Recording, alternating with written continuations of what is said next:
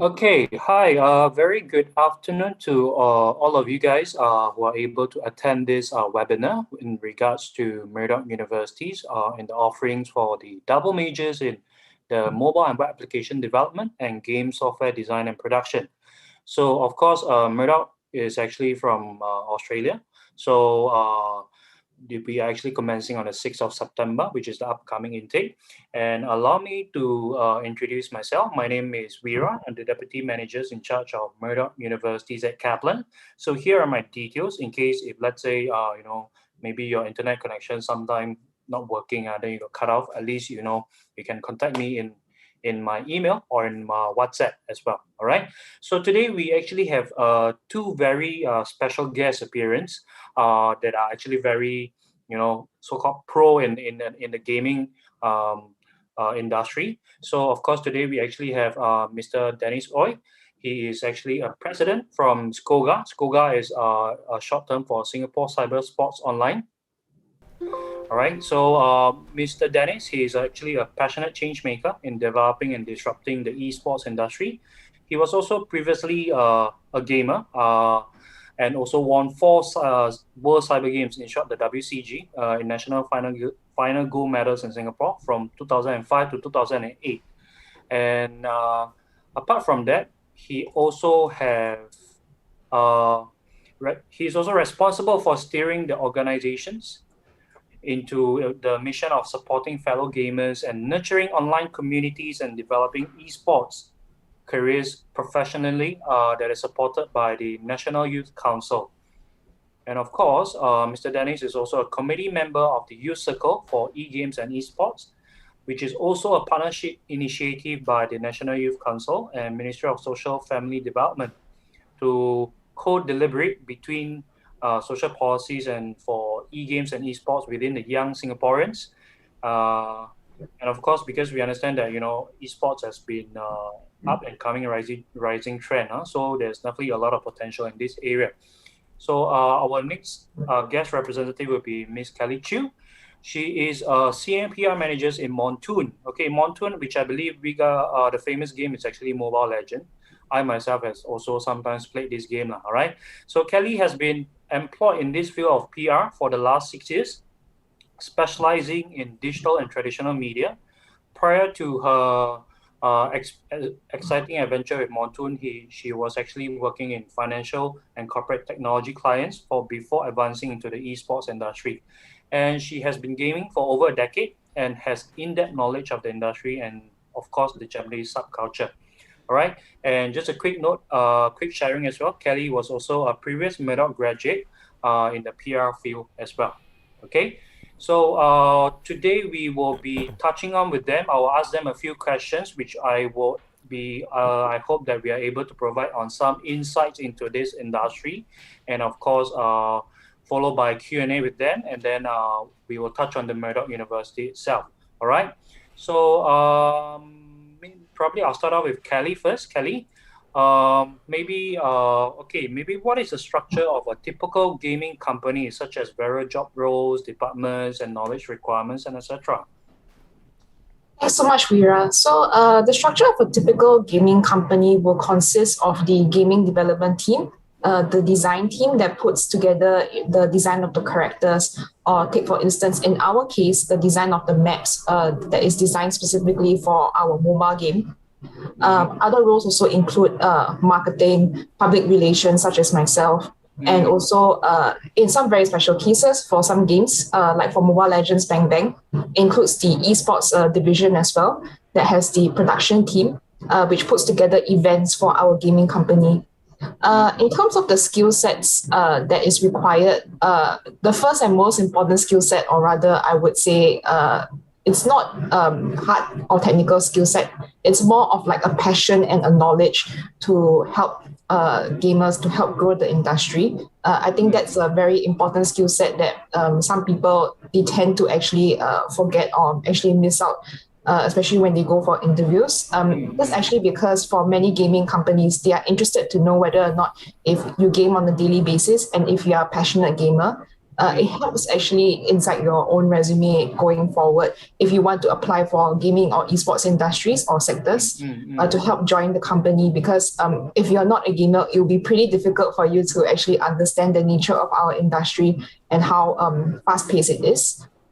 For other hard and technical skill sets, I think for now, currently, our industry doesn't really take a look at per se at certificates, or take, for instance, if you have also joined, I would say, a very specific university or course to advance your career.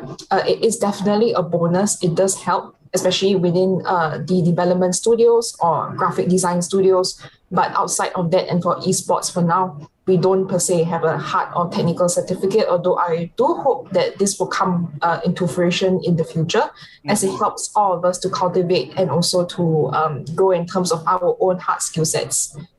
Another thing in terms of knowledge requirements, I would say that having the drive and also having the passion as a gamer yourself to learn a little bit more and to go outside of your boundaries. I think that is something that many gaming companies like to look for as well. Most gaming companies, they comprise of, I would say, individuals ranging from 20 to 30s. Very rarely do we actually have executives in their 40s. They are probably quite at a higher level position. But going forward, I think in terms of knowledge requirements, once again, I do hope that there will be like a firm, or rather like a technical course that most of us can apply and go for to sort of standardize, because there also appears to be for now a lack of knowledge or gap on what the gaming industry is really like. I think many people like to look at media, look at news, and have like a sort of perception of like what it really is. But when you go inside to an actual gaming company, it's actually quite different from what you might probably expect. So I think the second thing that I want you all to also take away from this session is to also have a very open mind whenever you apply for gaming companies, or whenever you also look at gaming companies as a career path or career choice. Wow, thank you very much for the sharing. I hope the webinar's attendees are able to actually take advantage of this information, so that it will actually make you clearer in terms of what you really want to do. And of course, I do have another question for you. So what are the tips and the challenges to getting a career in the gaming industry? Maybe Ms. Kelly?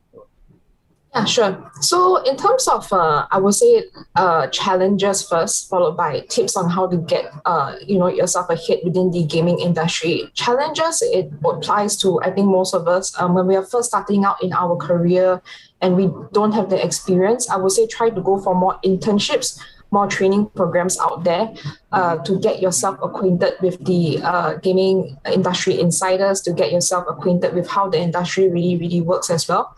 I think most of us, when we start out fresh, we don't actually have like the hard experience. And if you have the expectation of just simply applying, I would say try to go for something that's a little bit more technical first. Go for something that, keeps your ground as well.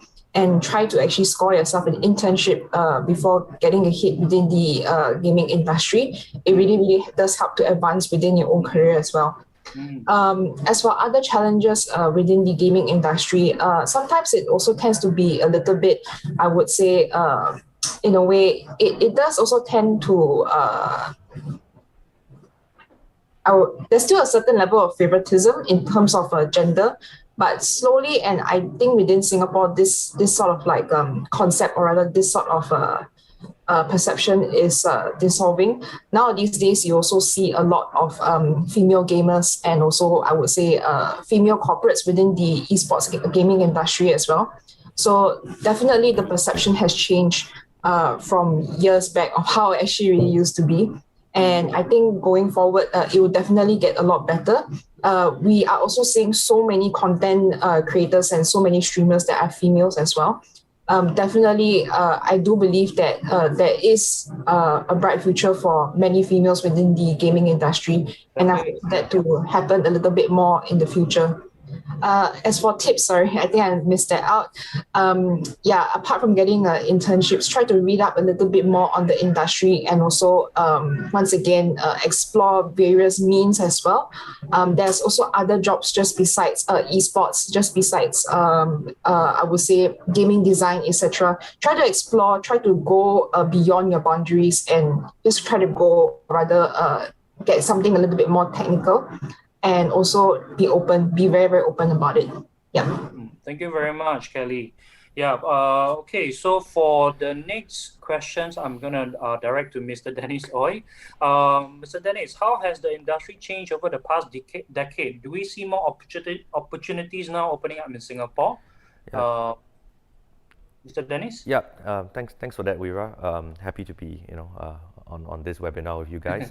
So I mean, I've been in the esports and games industry for quite some time already, and I think one of the most significant things I'm seeing is that we are becoming a lot more interconnected, right?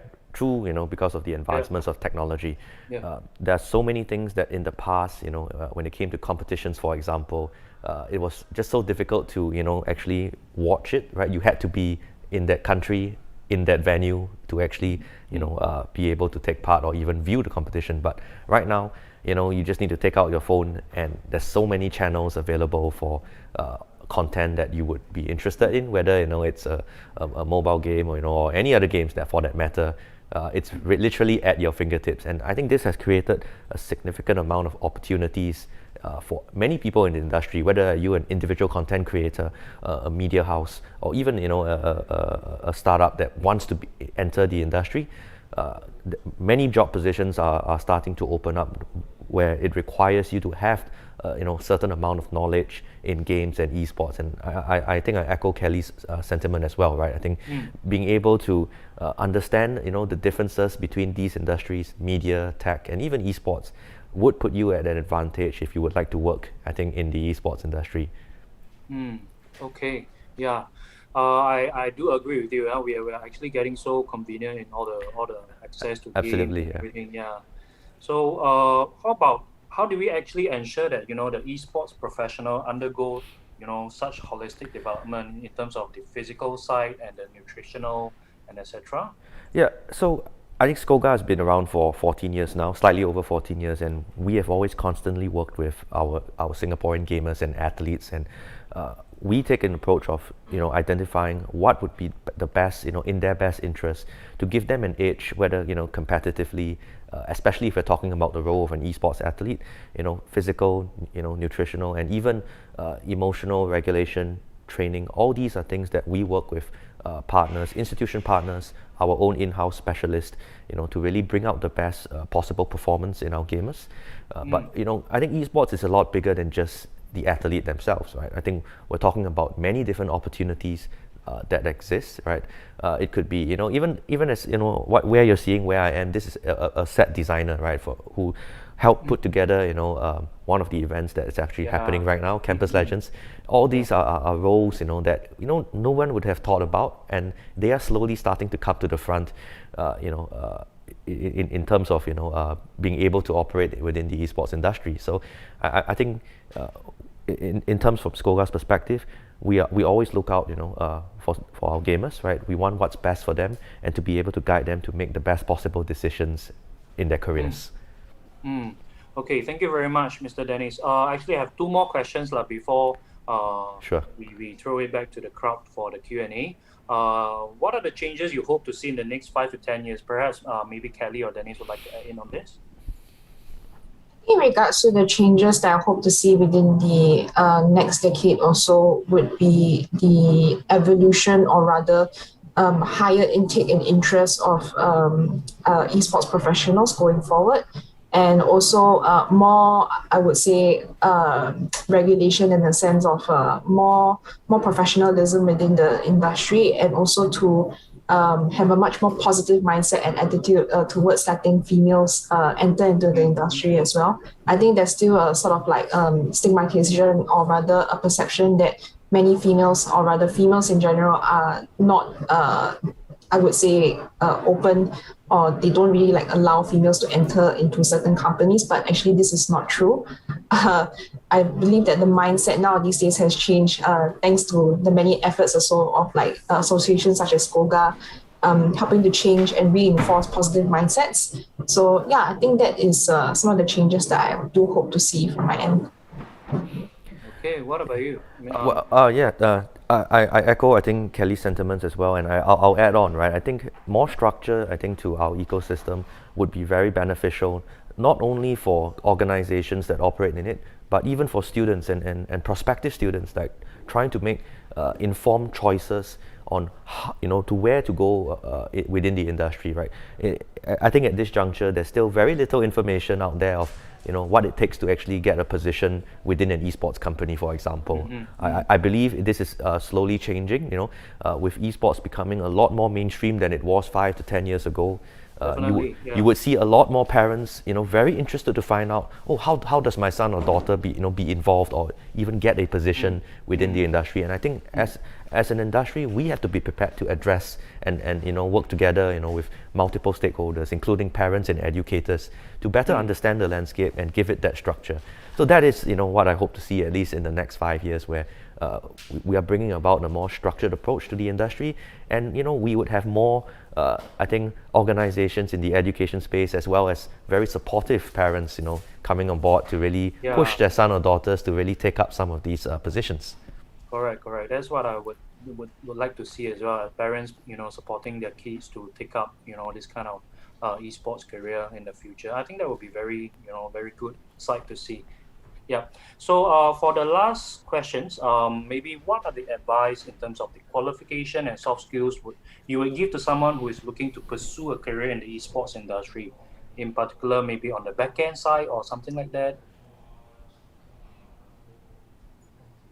I believe that I've actually mentioned a few key tips, which is try to endeavor, or rather try to join internships to, I would say, either gaming developers, gaming publishers, or to esports associations as well. So apart from SCOGA, there are also a few other esports organizations such as EVOS here in Singapore. They actually do have a professional Mobile Legends Bang Bang team, and also they do have other gaming publishers around here. So do try to apply for those companies. In terms of qualifications, a degree or a diploma or a technical certificate might also work in your favor as well, such as Kaplan's. In terms of soft skills, this would once again really be passionate about gaming, have the drive to actually go beyond and much further in terms of what you are thinking of possibly doing, but also be open to other types of sectors within the gaming industry, such as marketing, public relations, gaming design and development, etc. There are so many avenues and so many options for you within the near future as well. I mean, as for me, I think one very important word of advice is don't be afraid to try something new, right? I think esports and games is still relatively nascent industry, especially in Singapore. Going out there, to get your formal certifications is crucial. It's great. I think there's many opportunities to level up and really learn more about different aspects within an organization, but nothing beats that hands-on experience as well, whether is it a traineeship or even an internship. This would allow you to develop not only your hard skills, but your soft skills as well, as you interact with many different divisions within an organization. This gives you a much better appreciation of what you would like to do in the future, because this is what you feel that you are good at. And once you know, that also gives you a better idea of what you would like to specialize in, whether you're taking a diploma or even a degree program. I think this is really crucial to understand yourself very well from the get-go. And I mean, if you're not afraid to try, the possibilities are limitless. Thank you very much. So that's the end of the questions. I would actually leave maybe around 5 minutes for the ground to actually ask Mr. Dennis and Ms. Kelly Chu any questions within the participants. Any questions from, probably anyone in this webinar? This is your chance to get to them, If not, we actually have to, go down to their office and interview them.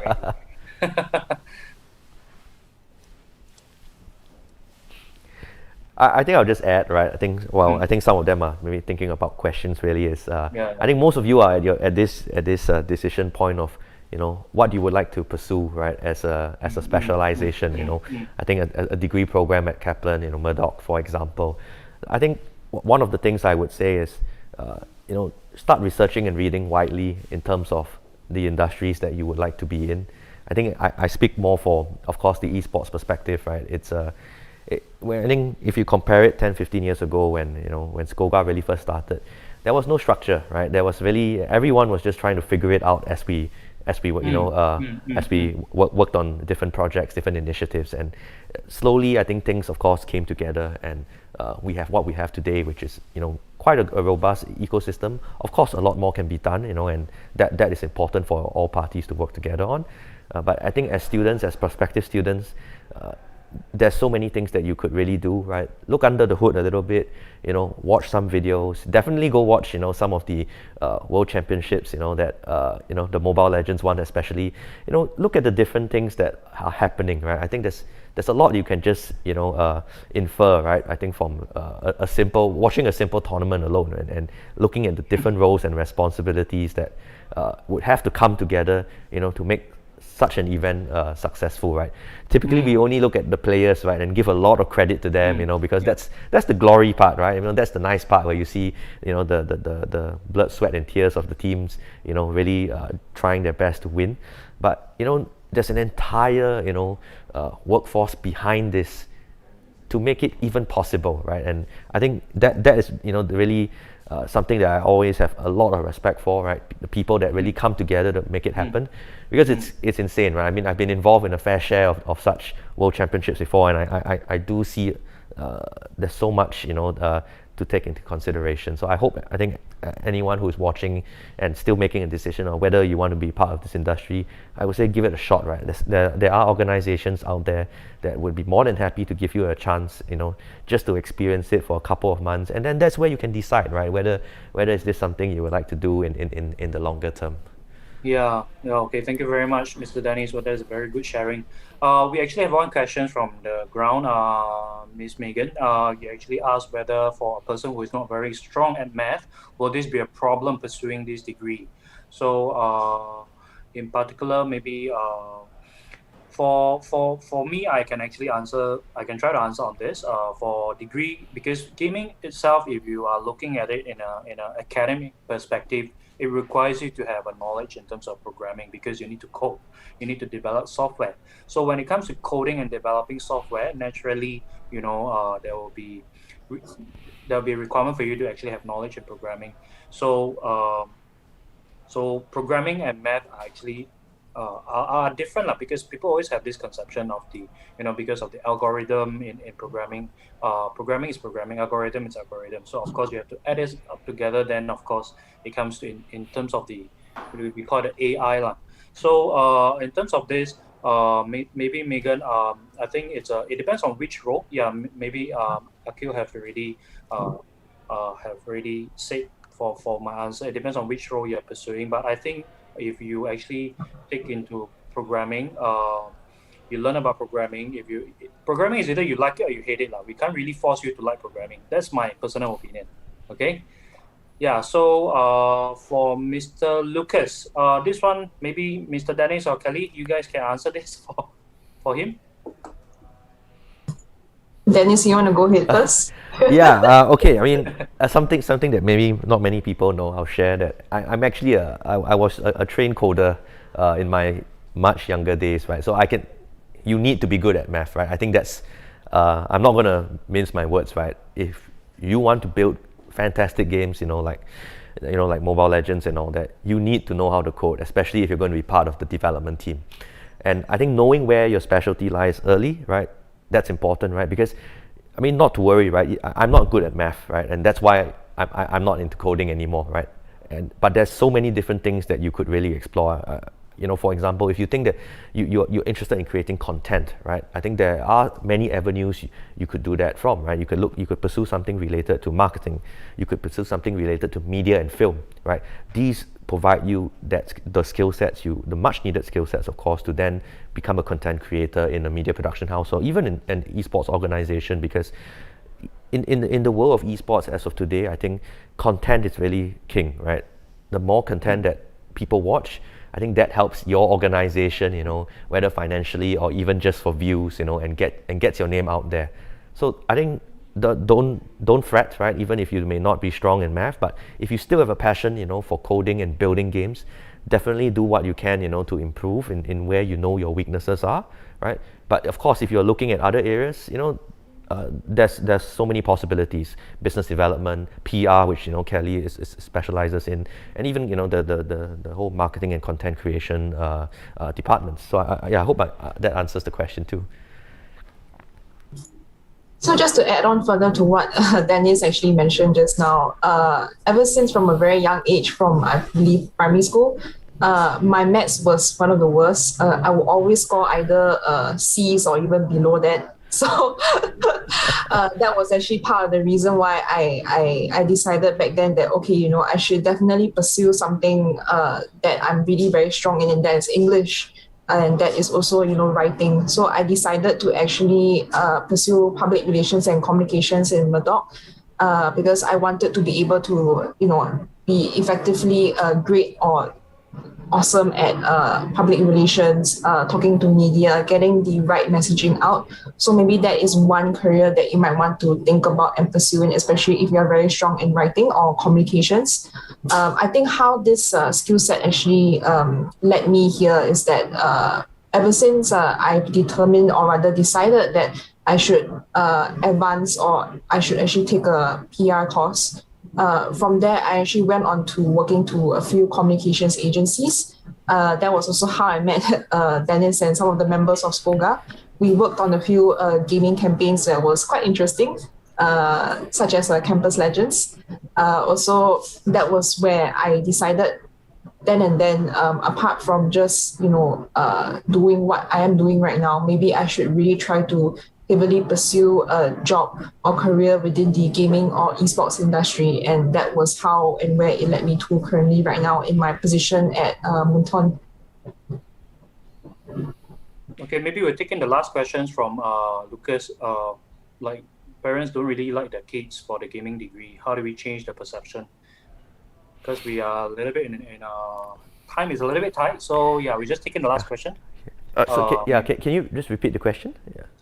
Parents don't really like their kids to take gaming degree. Sure. How do you change this perception? Okay, I think I've answered quite a number of these in my career so far. Pretty sure. I think that's where the most important thing is to really have a good chat with your parents, right? Being able to maintain open communication links with them too, and of course to show them, right, that what exactly are you talking about when it's a gaming degree, right? I think if you're talking about games development, right, that's a whole skill set altogether, right, where you are actually creating games. You can use facts and figures as well, right, if you need to justify it to your parents, that this is how much roughly a junior developer earns at the entry level, and then as you work your way up, what are you looking at in terms of career prospects.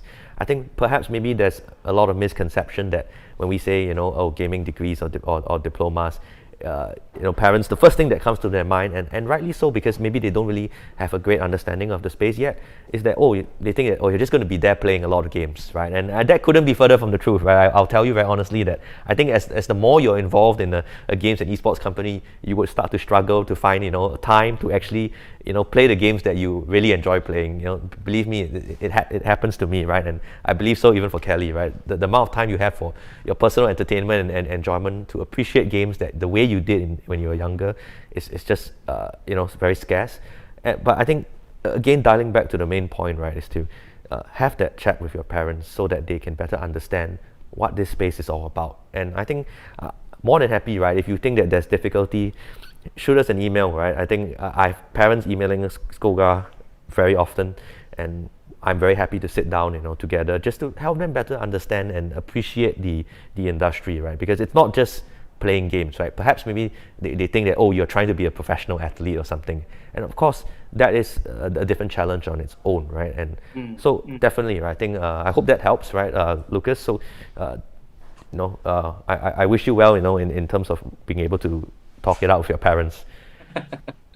Okay, thank you very much for your time, Mr. Dennis and Ms. Kelly Chu. That's the end of the sharing for today. Because we are actually in a very tight timeline right now. We do have another event going on at 3 p.m. So I still have to around 10 minutes more to share on what offerings Murdoch University have. So yeah, thank you very much for attending this webinar and help to educate in this industry what are the insights and everything. Yeah, thank you very much for your Thank you. time. Yeah, thanks everyone. Thank you for having us, Weera. Thank you, everyone. Okay. Bye-bye. Thank you, Kelly. See you. Thank you. Bye. Bye. Okay, so the rest of the participants, I only have around 10 to 15 minutes to share because so I'll just go straight to the point now. All right. Let's see. Hang on.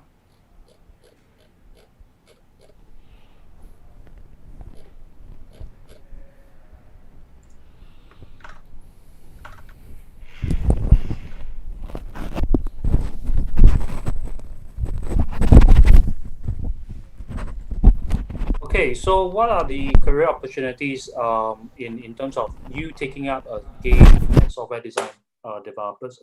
So it will be actually, such as analyst programmer, gameplay programmer, software and apps programmer, system analyst, and web developers. So as they have mentioned earlier, you have to be really, I would say you have to really enjoy programming. Well, that's really the first criteria if you want to be in this developers category.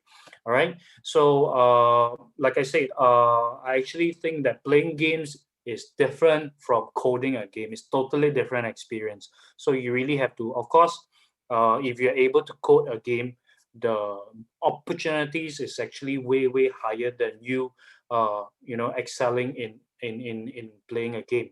That's my personal opinion because you have so much potential if you're able to code a game. All right. And in terms of the mobile side, it is also programming because you look at the phones and apps and all this is all related to programming on. So same scenarios you need to code. These are the same. Basically, they are interlinked. Mobile and games are all interlinked right now. But of course, mobile you actually have more rooms in terms of what other forms of apps except for gaming apps. There are also other apps that relates to help support other business.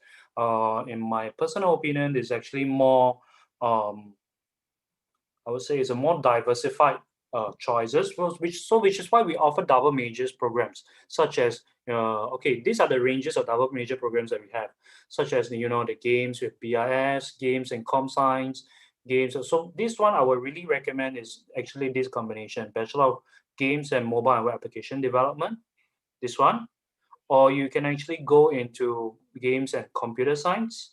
And just like what they have shared earlier, maybe Kelly has shared earlier, if instead of just being in the developer side, you also can venture into the marketing side, which is what Kelly has been doing, and the management side is what Dennis has been doing. All right. So that's the benefits of our double major program. So you're not afraid of putting all eggs into one basket. They actually diversify your career opportunities. All right. So in terms of the mobile and web application development, these are the double majors that are available. And what are the popular combination is I would like to point out is the mobile with computer science. You'll see that the computer science is actually quite a very popular combination because it is towards the machine learning and the AI. So it's actually very important. And a lot of people actually do have interest in that area. Right. So the rest is quite self-explanatory. BIS is more towards the business side of the IT. And then which is more towards the business and the data analyst, and then cyber will be cyber management, marketing, web communication will be more on the digital marketing side where you learn about web design, HTML, JavaScript, more towards the digital marketing side of the nature of the content. Okay, so I will talk a little bit about the structure. So how to determine whether you can do how many modules you do in a degree and how many modules you need to do and etc. All right. So here is a little bit technical. I want you to pay a little bit of extra attention. For Murdoch universities, in order to graduate, you need 72 credit points. All right. Under the core units, there are 3 credit points for each core modules that you complete. So regardless of past distinction or high distinction, it will still be 3 credit points. Okay. Now, for polytechnic diploma students, when you come in, if you graduated within the last 10 years, you will be awarded with a 36 credit point. If you take 72 minus 36, it gives you 36. 36 divided by 3 gives you 12. So 12 is the bare minimum for a local polytechnic diploma students to graduate. So when it comes to 12 modules, it is only a single major. Okay, so that means if you go for mobile web application development, there'll be the 12 modules that you need to do, single major. All right, but whereas if let's say you're not from local polytechnic diploma, you actually have a private diploma such as Kaplan or SIM or PSB, you will be awarded with a 24 credit points. So when it comes to 24 credit points, right, you need 48 in order to graduate, divided by 3 gives you 16 modules. So here is the difference. Kaplan diploma, when you come in to do a Murdoch degree, you will need to fulfill 16, whereas local poly, they only need to fulfill 12. So in this instance, right, if you do a single only for private diploma, this will apply to you. If you do a single major, it will still be at 16 modules. If you do a double major, it will be 16 modules. So the moral of the story is that regardless of single or double you do, the number of modules you do will be at least 16. So I would rather you do a double major, in my opinions, okay? Because it don't make sense for you to do a single at 16. Whereas local poly, when they come in, they can do 16 for a double major or 12 for a single major. So that makes a difference to them, which is why they have the options to opt for a single or double. Whereas if like a Kaplan diploma, then I would just ask you to go for a double. It makes much more economical sense and value for money, okay? Now, just imagine that everyone in this webinar today is doing a full 16 modules. The fastest duration you can complete is 16 months. The good thing about Murdoch is that you can actually spread out the modules into 20 or 24 months by taking less modules and more spread out across the trimester. One trimester is 4 months and maximum duration is 10 years. Minimum number of modules you can do in a trimester is 1, maximum is 4. So if you take a look at this reference over here, the general rule of thumb is around 2 to 3 modules for part-timers. Full-time is 3 to 4 modules per trimester. Okay. Now, class frequency, you will have 4 lessons in every 2 weeks if you take 4 modules. So in a layman term, if you take 1 module, you have 1 lesson in every 2 weeks. So basically, you only come to school for module A. You don't come to school for module C and D because you only do 1 module on that particular trimester. If you're really busy, you can consider doing this. If you find that 1 module is very relaxed, you want to go up to 2 modules, then maybe module A and C. So you come to school Tuesday for 1 module and then another module on Wednesday on week 2. And then you repeat. The pattern of our schedule is that every lesson is taught on alternate weeks per lesson. So this one you need to remember. It's not a weekly lesson, but it's an alternate weekly. That means 1 Tuesday and then alternate Tuesday, something like that. Okay, and that will multiply on the number of modules that you do. If you take 4 modules, 4 lessons in every 2 weeks. Example, okay? Timing wise, 7 p.m. to 10:30 and 9 a.m. to 12 to 2:15 to 5:45 for full-time and part-time respectively. And then you have 3 weeks of holiday in between. As of right now, the lessons are online. We will only resume face-to-face once we have a clear indication of how COVID-19 is evolving in Singapore. So as of right now, it's still online. Unless you have lab lessons, you will require to come back to school. If not, then you will just stay online, okay? On the second sem onwards, you can plan your own timetable according to your preference. That means if we want to put everything in the afternoon for full-time lessons, you can do that. For part-time, you only have 1 timing. The only thing you can choose is the days of lessons, okay? Okay, let me see. So for those of you who are considering to do a switch, like let's say you want to do an IT degree, but you don't have the necessary background. So here's the catch. The answer, okay, you can do the IT degree, but you need to understand that because you don't have the necessary background, you need to go through the bridging requirements. So how long are the bridging requirements? 1 bridging will take place over 4 lessons. 4 lessons plus 1 exam. Okay, you just remember 4 lessons plus 1 exam and over 2 weekends. Saturday, Sunday, Saturday, Sunday. One bridging is chargeable at 535. Depending on how many bridging you need to do will decide, okay, how many bridging you need to do will depends on your qualification. The more irrelevant it is, the more bridging you need to do. Maximum is around 6. So 6 to 7, depending on the double major combination. But the good thing is that the bridging don't need to be done at one shot. It can be carried across to your degree and do it over the time during your degree. This is to save time, all right? Okay, so let me share. Okay, so that's pretty much, in terms of financial payments, we actually accept Nets, Visa, MasterCards, and Amex. We also accept education loan. We also have 0% interest-free installment credit card plans. And yeah, for those of you who are considering to do an education loan, first of all, you need to apply for the course first, get accepted, and then you apply for the education loan. Accepted, that means you get an offer letter from us, then you use the offer letter to go and apply for your loan. So here is an illustration purpose for 20,000 over 8 years of loan. If you can see that for the first and the second year, it is only $40 to $80. This is based on a graduated plus scheme. That means you only pay interest while you're serving your loan, because the first and the second year is the hardest because you're only doing, okay, you're holding on to your part-time, your full-time jobs, and then you're doing your degrees, and then you don't have much allowance and etc. You need to pay this, pay that. So that's why the interest, the installment for the first and the second is capped to the minimum. And on the third year onwards, that's when you graduated, you found the next job, you got a salary increment, etc. Then you start paying the principal plus the interest. This is one of the schemes available. If you don't want to go through this, they have a standard repayment scheme, which is around $200 to $300 per month, if I'm not wrong. But if you're working adults, $200 to $300 per month is actually affordable, if you ask for my opinion. Okay, so what are the perks today? For today's sign up, we actually have a 50% application fee waiver that is worth $96, and then a $200 rebate that will be rebate off at your final installment of your degree. And then we have a Murdoch EasyLink card and a $100 shopping voucher, and you stand a chance to win an iPad. The promotion will last until tonight, 2359.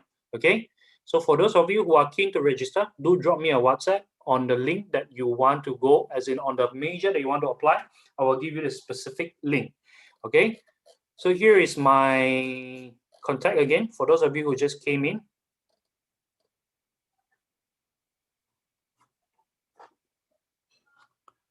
All right. Okay, so yeah, that's pretty much the end of the session. If you have any more questions, feel free to chat back with me in WhatsApp or email. I'm so sorry, I have another event that I need to run. That one is in cybersecurity. For those of you who are keen to find out more about cybersecurity, there will also be a guest speaker to talk about the cybersecurity industry, and followed by the structures. Structures are the same, all right? But it's more on the insights of cybersecurity. If you guys want to find out more, drop me a text. I'll give you the link. Okay. Thank you very much for the end of the session. Yeah. I can take in 1 to 2 questions. I still have 2 minutes.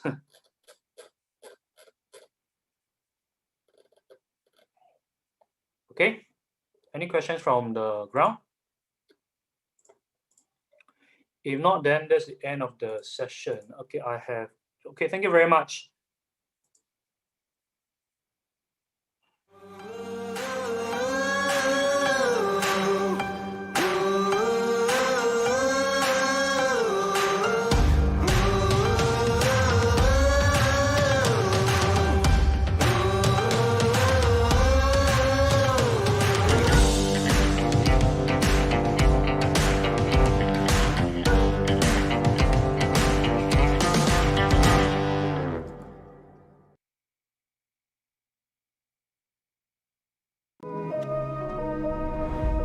A lot of my painting is about movement. I really gravitated to the circle, and from the circle came the atom. It's like the center of everything, the universe, our biology, all of it. The atom is constantly in motion. We're introducing activewear. It's the best way I can represent Uniqlo.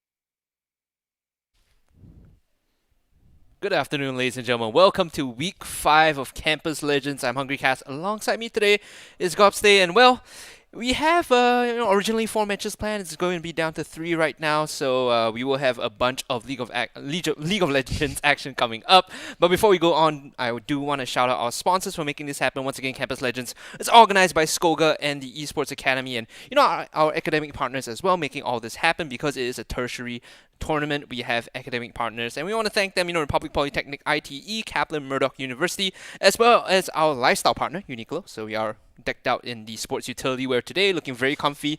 The one thing I like about this, it doesn't make me look fat. So there's a big upside, and not to mention our other partners, our PC partners especially, Legion by Lenovo, as well as our venue partners, Hatton. So we are in this office space, kindly provided by them, as well as the Singapore Sports Hub for providing the original studio. Not to mention our supporting partners in the form of OnePlay, Moonton, U Associates by NTUC, NYC, the National Youth Council, as well as WeWatch and Yep.gg.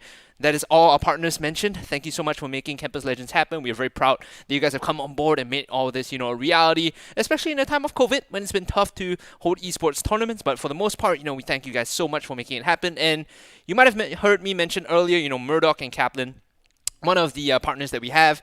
Earlier today, we actually had a webinar with Dennis as well as Kelly from Moonton. So Dennis is from SCOGA, Kelly's from Moonton, as well as I think Ara from Murdoch Kaplan. And they were going through, what you could expect if you want to enroll in Murdoch Kaplan. I think right now they're having their online fair. It's in fact the final day of the online fair, as you can see on your screen there. If you guys are still on the fence, you're not very sure about what do you want to enroll, you can stand a chance to win an Apple iPad or a set of Sony noise cancelling headphones. If you do enroll right now, as you can see on your screen, 5 p.m. is the cutoff. 10th July is the day today. So don't wait anymore. If you're interested to find out more, you should head on over to their website, murdochfair.kaplan.com.sg, to check all that out. And of course, stand a chance to win these prizes. I know, Gobstay, you are a young, unmolded mind. You're still in the midst of your education.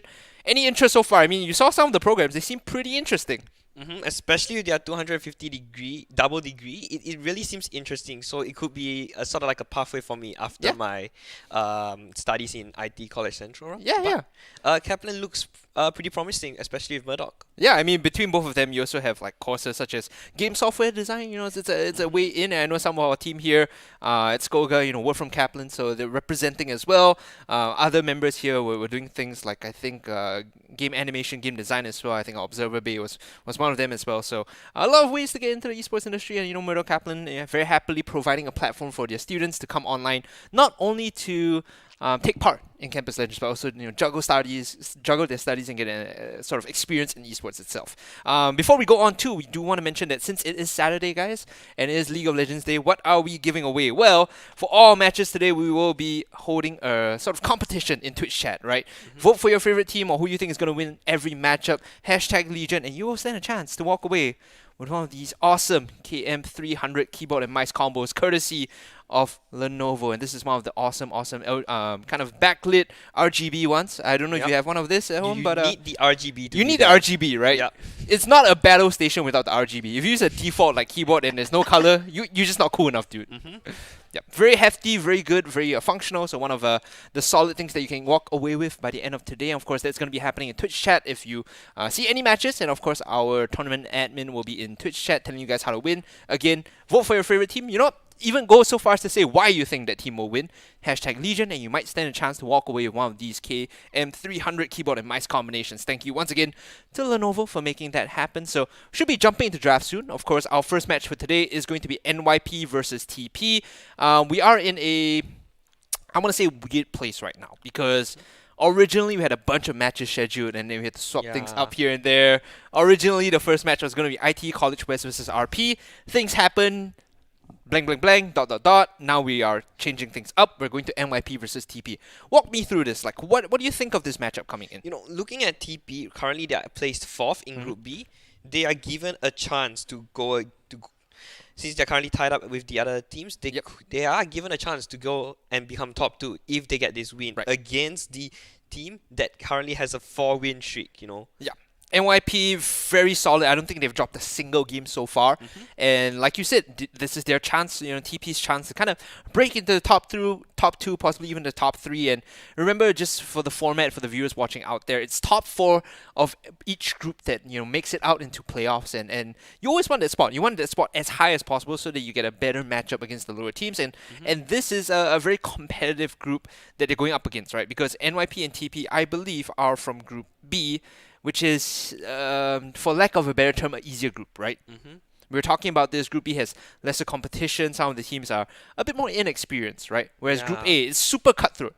And everyone in Group A is out to kill. You look at teams like SIM, 5-man roster of ex-pros. Like, how are you going to play against that, right? That is a stacked group. And in Group B, it's like the training group. It's easy. You have your training wheels on. It's significantly easier. So both teams will be looking for a top spot to exit that group and hopefully not have to play against the likes of SIM, not have to play against the likes of NP because they are, putting up numbers right now. And when you don't play those teams, you can get a chance to become top 4. And suddenly you have a chance to become top 3, get some of the prizes as well. I think that's exactly it, right? You hit the nail on the head. As early in the tournament as possible for the playoffs, you want to get the easiest matchup because that's been the name of the game so far for a lot of the teams. Try to take the easy Ws whenever they are given to you and, contest the 50-50 games, right? There are some games where it's like 2nd seed versus 3rd seed, very difficult. No choice, you have to play those out. But if you're like a 1st seed going up against the 6th seed, you better get that win. You better clock it in and you better put some distance between you and your opponents. And then now you have those wins, you put yourself in a safe spot, and then you go on to the knockout stages as well. And the knockout stages also, like we mentioned, will be happening online. It's going to be top 4 from each group making it into the knockout stages. Very, very difficult, I think, coming in. Like, there is going to be a challenge because then we separate, like, the tier, not tier 1, but like the stronger half from the weaker half, right? The top 4 of every group is essentially, like, the ones that are the best. And then they play into the knockout stages, which again affords another set of difficulties coming in. So I think that's going to be coming up right now. We are on week 5. There's another 2 more weeks before we finish the group stages. So there are some windows for both teams to kind of try their best, to get as many wins as possible, find themselves in a good position. Because as we were looking at our first match of today, I do want to reiterate. NYP versus TP, right? Right now, NYP 4-0. There's an opportunity for them to end the group stages at 6-0, which would be perfect for them. That being said, next week they are playing against NUS, and one of our casters is on the NUS team. Remy is actually like I want to say coach, captain, like top laner for them. He plays everything and he helps them draft. He is not gonna get let NYP off easily. Knowing Remy, he's going to be like watching this and preparing it and counter-stratting against NYP. I think all that is just going to mean that NYP needs this win more than ever now against TP. With Remy on the NUS team, I think it's really going to put a stop with towards NYP's miracle run this time. Miracle Run is right. 4-0, potentially 5-0 today. I don't know if they could go 6-0 next week. It might be difficult against NUS. It's up for debate. Raimi probably has other statements to make apart from what we think. On the other side of the coin, Temasek Poly. They're at 2-1 right now. If they win this, of course, they make it a 3-1. Ideally, they are looking to close out their group stage performance with 5-1 because they still have 2 matches after this.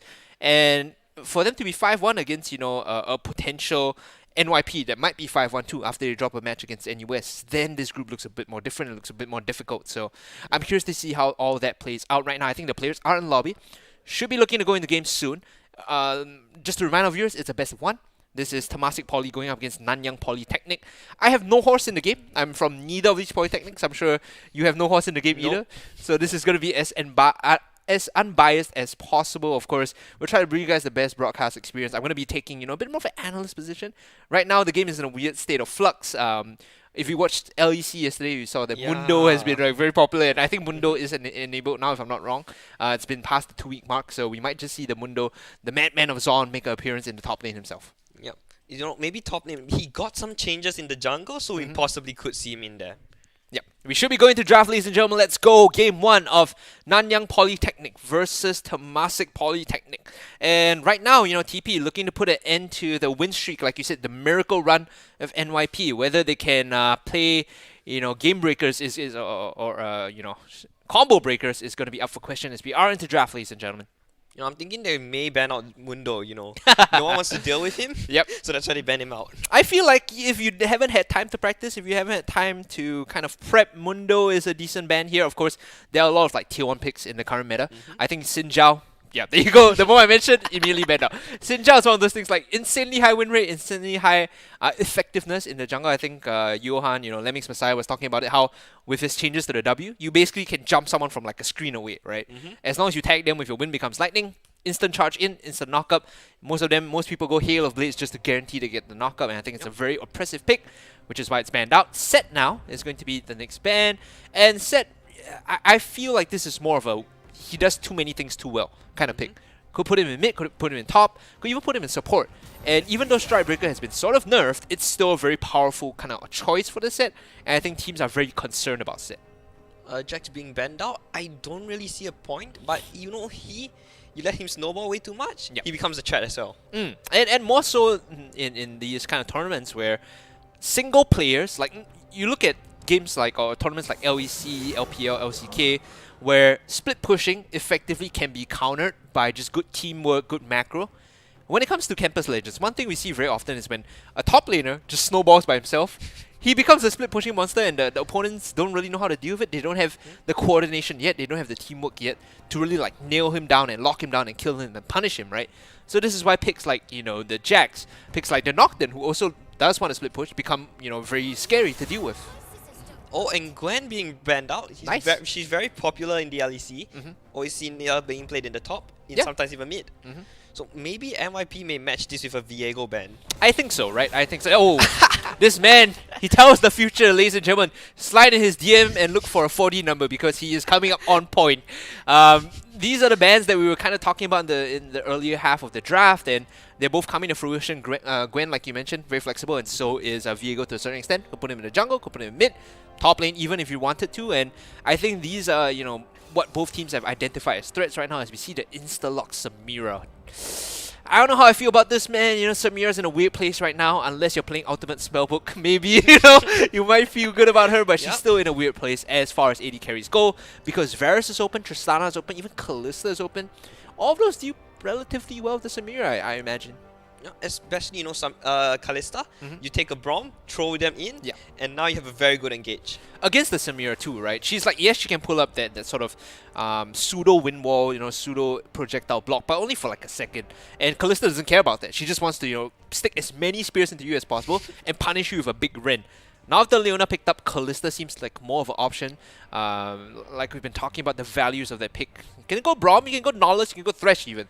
But in this case, it's going to be the Leona, and what would they round off their first phase with? Is it going to be Lee Sin or Jarvan? I feel like it's going to be the Jarvan here. So NYP drafting towards a bit more hard engage, a bit more teamfight lockdown. They want the Solar Flare, they want the Cataclysm to keep people in place. And TP immediately respond with a classic, the Taric here. If you're going to jump at us, if you're going to run at us and try to lock us down, we'll team fight you. We'll just pop the ultimate and fight you. Yeah, especially, have you seen the Fnatic versus G2 game? I did. The okay, you know what? We hyped it up. They're like, nah, we're just showing you. And Hecarim, I believe, in the jungle. Okay, Hecarim here saw some big changes. I think earlier in the like I want to say second quarter, third quarter of the year where they nerfed Chemtank, right? I think Chemtank was the big kind of factor for why Hecarim saw a lot of popularity together with Udyr. But we're seeing some Divine Sunderer, Hecarim builds come out as well. There's a variety of things you can do with this pick, and maybe it's just something that TP feels is very comfortable for them. It's not inherently like the best jungler, but it is something they're comfortable with and they're going to go for. And comboed with the Alistar, some good counter engage, some good force engage as well. Now the Sylas, the last pick on R3 as they move into the next ban phase. Sylas here, again, flex potential is there. You can put him top, can put him mid, but I do imagine this is going to be a mid lane Sylas. Now, I think, if it's mid lane, NYP is possibly going to ban out the mid laners, as Kassadin is being banned out. These are the picks that like Sylas doesn't want to play into, because if you steal the Sylas ultimate, right? So, hypothetically, if you go mid against Kassadin, Sylas jacks his ultimate and he uses it instantly and there's nothing you can do. It's like one of the worst ultimates to steal as Sylas. So I could see why they're banning out the Kassadin here. Yeah, and then you have the ultimates of Hecarim, Alistar, that makes Sylas much more potent. Even to a certain extent, I would say Samira, but like it still feels kind of iffy. Alistar, Hecarim, you're right on the money there, Nick. I think those are the picks that you want to watch out for. Kalista ban coming out. This is interesting because we talked about this very early on. They read this, they're like, Leona Kalista is a big problem because then they get a free engage with the Leona. She just jumps in. Anything goes wrong, Fate's call, pull her out, and then decide if you want to fight again, right? Final bans for NYP will be the Shen in the top lane. Quite curious here because you ban out the Kassadin first and then you go for Shen. This tells me that they want a top laner that wants to bully out the opponent, not just someone that can sit in the matchup and go even. And it's going to be a very heavy AA based, like auto attack, right click based top laner here that Shen just deals very well into.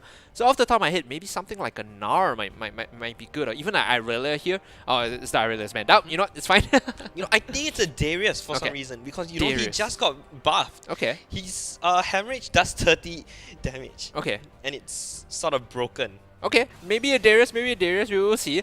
Eyes on the Kai'Sa right now as we see Kai'Sa Leona, one of the old school kind of synergistic bot lane pairings because you apply the plasma stacks very quickly with the Leona. And not to mention, as long as you hit Solar Flare on their backline, Kai'Sa can just fly in. Kai'Sa's Killer Instinct allows her to reposition on anyone that has a plasma stack. So I think it's a very strong kind of bot duo that deals decently well against Samira and Alistar. And then you have that one that just goes into the backline. And then now you have on the TP side another person that can go onto the backline as well. Yeah, on the TP side you have the Volley Bear who's going to be riding the Thunder and Lightning into the backline. But again, like we pointed out, these are all ultimates that Sylas would love to steal. Right? We saw them hover like the Amumu, which I assume is a Tropic, so is Bard. But any kind of champion here that has a big ticket ultimate, right, that wants to just fight with the ultimate is going to be a threat, which is why Karma here feels like a better pick. If you hijack Karma's ultimate, again, it's similar to Kassadin. You get one cast off, it's not the most impactful, your ultimates are cooldown, right? And then final pick for NYP, I believe would be their mid laner or top It has lane? to be top lane, right? It can't be, I mean, you could in theory play Sylas into Volley Bear. It's not the worst matchup. I think you just go 50-50 and just like sustain and hope to not die. You have very good setup with the Jarvan as well, because you can gap close and just land the E and keep him in place for the Jarvan to come in. So Azir here is them answering saying, okay, if it's going to be a Karma mid, she's going to be pushing us. Azir gets a free lane here in this matchup. They want to scale. They want to scale in teamfight because their teamfight ultimates are so good with Leona, Jarvan, as well as Azir. Combo with a Sylas who's going to be stealing either Onslaught of Shadows or the Volley Bear ultimate. Like, these are so many like high impact ults that when you scale to the late game in this lineup, feels really good. Especially, Sylas with those ultimates, even though they scale very well, he himself also scales to an extent where it becomes a threat even to powerful champions like Viego. In this game, it's like, if the Sylas gets big, and he lanes against like Karma or Samira in a side lane, if they decide that lane assignment, he could solo kill them, right? He could very easily solo kill them, especially with the current item build that most Silas players go for, which is the Everfrost into Cosmic Drive. I think gives you a lot of cooldown reduction, gives you like an additional set of CC tools, and also allows you to stay on them. Like keep as close as possible, keep like your distance as little as possible so that you stick on them and can consistently auto them. And then with the cooldown reduction as well, it makes it so much harder to punish. He misses his E, he still has his Kingslayer. Exactly. Once his Kingslayer is used, he has his E back up. Yeah, it's the cooldown reduction. I play a lot of Silas, by the way. I play a lot of Silas mid. I understand that at a certain point, I think it's like 70 to 80% ability haste. Your Kingslayer and your E is on like a ridiculously low cooldown, right? If you're able to just juggle the activations properly, you will always be in a range to like stick onto someone, right? Because not to mention, his Q also has a slowing effect, right? Combined with Everfrost, you get most of the time 2 rotations off. Like you always get 2 rotations of spells off, and against someone that doesn't have a gap closer, doesn't have a way to dash out, it's a death sentence, right? Both Karma and Samira will die if they get locked down. Samira more so with the nerfs to her E. Like her dash, she cannot dash through allies anymore, right? Yep. Can only dash through enemies. Silas jumps on you, you're like, where am I dashing to, right? There's no way I can get away from him. Even worse so, if he has, like we said, the Everfrost and Cosmic Drive. You just get rooted, you just get stunned, there's really nothing much you can do. Yep. And win conditions wise, we talked a lot about NYP. Big ticket ultimates, scaling is there. For TP, I think they want to go early and aggressive. If they can get the Samira popping early on, if they can get the Hecarim to, jungle gap the Jarvan, it will feel like a very good game because they snowball very hard with the Hecarim and Samira just by virtue of having control over space. In this case, if you're fighting in chokes, Hecarim and Samira will rip you apart. Combined with the Alistar, right? They will absolutely demolish you. That's the thing I'm looking for TP. In the early game, if they can find them in the chokes, force them to contest like Herald, force them to contest dragons, and they get the drop on them. They get the jump with the Volibear. In these small enclosed spaces, Hecarim, Samira, even to a certain extent Volibear and Alistar, have the ability to just punish you and kill you very quickly. Yep, so that being said, Vision will be key fighting force for NYP to set that up. Yep. NYP always needs Vision. Like, it sounds like a duh, of course everyone needs Vision, but more so in NYP's case, because they need information of where TP is, how they're getting attacked, like how TP decides to angle in from them is going to be what allows NYP to either like call off the fight or handshake a fight, right? When you know how they're running at you and how they plan to start the fight, NYP can make these very educated decisions about how they want to handshake or disengage a fight. So I think you're absolutely right on that. Vision is going to be super important coming in. With 15 seconds left on the clock, as you can see on the tower screen, just want to remind our viewers right now in Twitch chat, you can hashtag TP, hashtag Legion, and vote for either your team to win TP or NYP. And you know what? Just humor me and give me a reason. Maybe you think that on the NYP side, a particular player is very strong or very attractive, or you're a stan, you're a big fan, this guy's awesome to you in school and he's always buying you kopi peng. Then yeah, by all means, hashtag vote him, hashtag Legion, and send it in Twitch chat. At the end of the day, one of you guys will stand a chance to win this, and I'm going to pull this out again. Jang, Lenovo KM300 keyboard and mouse combo, with the nice RGB backlit kind of effect as well. Awesome stuff coming in. So unfortunately, Nick, we are not allowed to win any of this. Yeah, so sadly. I can see the one singular tear falling down your face because you want this, but unfortunately, no chance to get it. Hold on, let me just make sure I can put this up so you guys know what you're looking to play for. We've been doing a lot of these giveaways, week on week. So hopefully, you guys are entertained. You guys are invested, in winning something here. Of course, that is going to be our giveaway for today, and tomorrow we'll have another set of giveaways coming in for our MLBB segments as well. So, each day we were kind of like, actually, to give you some context, we were deciding what to give away, right? At first, we wanted to give away the keyboard and mouse as well on Sundays, but considering it's MLBB, it makes no sense. So we decided league days are when we're going to be giving away the keyboards, and MLBB days is when, you want to be comfortable and well attired, and that's when Uniqlo comes in. Yep. And then these sportswear very comfortable. Was caught in the rain just now. and then now look at me, I'm perfectly dry. Yeah, I think exact same for me, right? I was like, oh no, it's gonna be a really wet day, and we're dressed like this. But for one, it dries super quickly, and for the second, it's actually to a certain extent like I wouldn't say like I wouldn't say like warm, but like it keeps you like kind of like well ventilated. Is the word, as weird as that sounds. Yeah. All right, on to the Rift we go. It's going to be TP on the blue side, NYP on the red side. We'll see if Temasek Polytechnic can upset the win streak of Nanyang Poly, or if NYP is going to carry on with their dominance. 4 wins in a row, looking for their 5th. Here we go. And as we say, the Hecarim will be in the jungle. Could be a threat. Would be a threat to the Java, especially the jungle gap. That's something we need to be concerned about. I love how jungle gap is the thing. Like last time, it used to be a toxic thing to say, but certain times there are moments in the game that actually call for jungle gap when you're like 20 CS ahead, 5 camps ahead of your opponent. There is like a jungle gap, right? Now everything's playing pretty safe for the side of both teams. No one wants to invade. Maybe a late invade from NYP. Looking at how they're set up. I mean, late invade with their crowd control early on. Like you only have Leona, right? And I think the concern here is if you invade into Leona.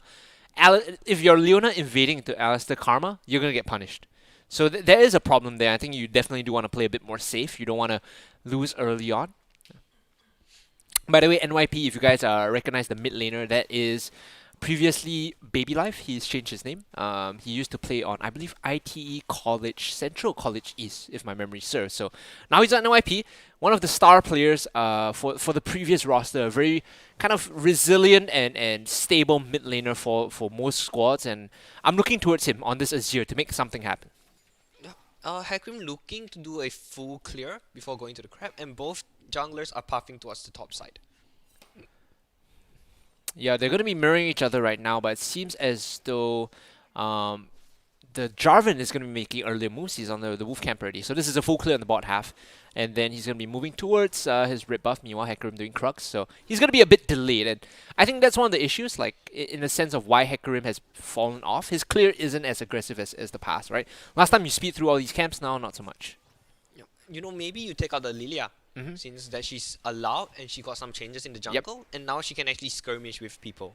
Yeah, Lilia could be a decent option coming in too, but right now we're looking at Jarvan clearing his Raptors, moving into the red buff Nyx, so he's going to be a bit late. Rather, the Hecarim is going to be a bit late to match this if they're going to both contest the top Scuttle Crab.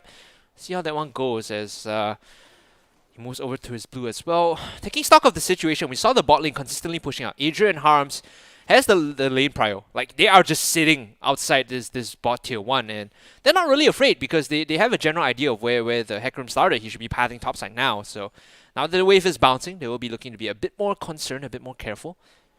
Oh, Jarvan maybe for an early gank onto the mid. Actually, he got spotted out by the ward, right? So I don't think this actually works. Does it work though? Who knows, Maybe Karma playing it a bit too pushed up. As they go in for the engage, they miss the knockup. Both flashes used, one on the jungler and one on the mid lane. Yeah. A good trade from, I believe, the side of NYP. Yeah, but look at this though. They lose the Scuttle Crab because the Jarvan decided to make the aggressive play as opposed to like the safe play. So there's this idea of risk versus reward. As speaking of risk, getting ganked as he forced the flash out of Broken there. And TP as well. TP? Hello. Wait, Karma TP'd from mid, and now Broken may be caught out. Chasing in still, he should be able to get out. That was a bit of a question mark ping TP coming from me. Like, he's already forced the flash, and that is a net positive trade. I'm not sure why Nuka decided he had to make the TP up. Like, there's no reason, right? Unless they're worried about a counter gank, but you know where the Jarvan is already. So it seems like there was a misread on the side of Temasek Poly, and NYP, they'll be happy with that. Now they have TP advantage both in mid as well as top. Especially because he might just find a solo kill here. First blood for Broken. He says, you want to gank me? Nah, man. A solo bolo for the Silas. And this is, again, like I said, going to force out the TP from the Volley Bear. And then you use the Kingslayer as well. And you also force the flash of the Volley Bear as well. Big value. Big value. And now your bot lane is in trouble. TP, they might have to back off here. They have no vision of where the Jarvan is. The wave is in a weird spot. So Adria, he's setting up the bait. Nice and tasty, but they know there's a Leona inside. They tagged him with the Q from the Samira, so they know that this is a bit too fishy. You get an early back for the jungler, and even though you're a few camps behind, you do have an advantage in the skirmish against Hecarim, I believe. Yeah, I mean, he's down like 2 camps, and I think both of those were the Scuttle Crabs, if I'm not wrong. Scuttle Crab and +1 camp, right? So, yes, like I said, he's down behind in terms of camps, but he's made more things happen for his team in a sense, because right now they are up a little bit of goal, and a lot of that is in the hands of the Silas, who's already picked up a lost chapter, whereas his lane opponent only has boots and non-magic mantle, so he's going to have the resistances, but does not have any combat power to speak of. You have those resistance, and then you're just gonna be there sitting, tanking damage, while the Silas says, Kingslayer, you don't do damage to me anymore. Exactly. Now, Flag and Drag in coming from the Jarvan means that he's going to be able to clear this camp away. I like that he's matching somewhat against the Hecarim to make sure that he keeps up relevant in farm, but in terms of overall value, what the Jarvan provides is just the Cataclysm, right? You want to be able to get to a point where you sit through enough damage and you tank through enough damage after you drop the Cataclysm, and it's fine. Like, you don't do anything more from your team apart from initial engage. All the DPS responsibility falls onto the Yazir, Silas, and Kai'Sa. So all you need to do is just get a good engage and die. And then you have that, you engage, then you still have the plasma onto the certain champions, and then Kai'Sa can just follow Exactly, up. yeah. That's the idea, right? You hit him with the Flag and Drag, Kai'Sa is allowed to reposition and dash in. So that's the general idea for Nanyang Polytechnic. Oh, and then another solo kill possibly. Both stolen outs. Looks like he should be fine. I mean, for the most part, this matchup is just going the way we expected, right? Kingslayer healing up everything, and because Volibear can't afford, or rather will not buy any early executioners, no grievous wounds, means that this matchup is just always going to be leaning towards the Silas in terms of kill potential, but the Volibear is out farming. Let's not forget, he is still up in terms of CS. Yeah, when you let Volibear farm, it's going to be a threat in the late game. Hello? Misclick maybe? Question mark pick coming in. I think he was looking for the slide and push back in, but was not able to find the angle. Now he's going to have to clear the wave out. No ultimate, no mana. Not sure if he's going to be able to sit here and just, lane for long.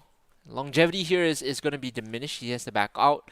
Thankfully for the Azir, he has the TP, so he can come back in. The top laner also has TP, so he can go bot lane, make a play there, and then go down. As that happens, Asta goes in, gets stunned, finds a stun on the onto the Kai'Sa, but it's not enough, as I believe the bottom lane burns their Ignite. Yeah, there was an Ignite for nothing there. So actually, all in all, Flash goes in, gets the stun, but on the back line, you have the Leona who stuns him again. Here comes the Samira out, and Jarvan coming in as well. I think this is enough for the bottom lane to disappear. Should be able to get the kill here. Leona goes in. I think it's a bait. I'm not sure why they flashed in for that. They didn't have vision in the river, so there was a big question mark coming in as well. Both teams kind of making kind of odd plays, but all things considered, it is still NYP that comes out ahead. Big wave crashing in the top lane, and because he used his TP into lane, whereas Karma didn't have his, get some free time alone with the turret. So all across the map, NYP are actually the ones finding the leads because they were able to counterplay the bot side, and Azir is able to pick up some gold as well as get some chip damage, and with this Cloud Dragon, it solidifies their lead early on. And we talk about vision, NYP starts off the dragon, denies the vision, and now your support can set up vision further into the jungle.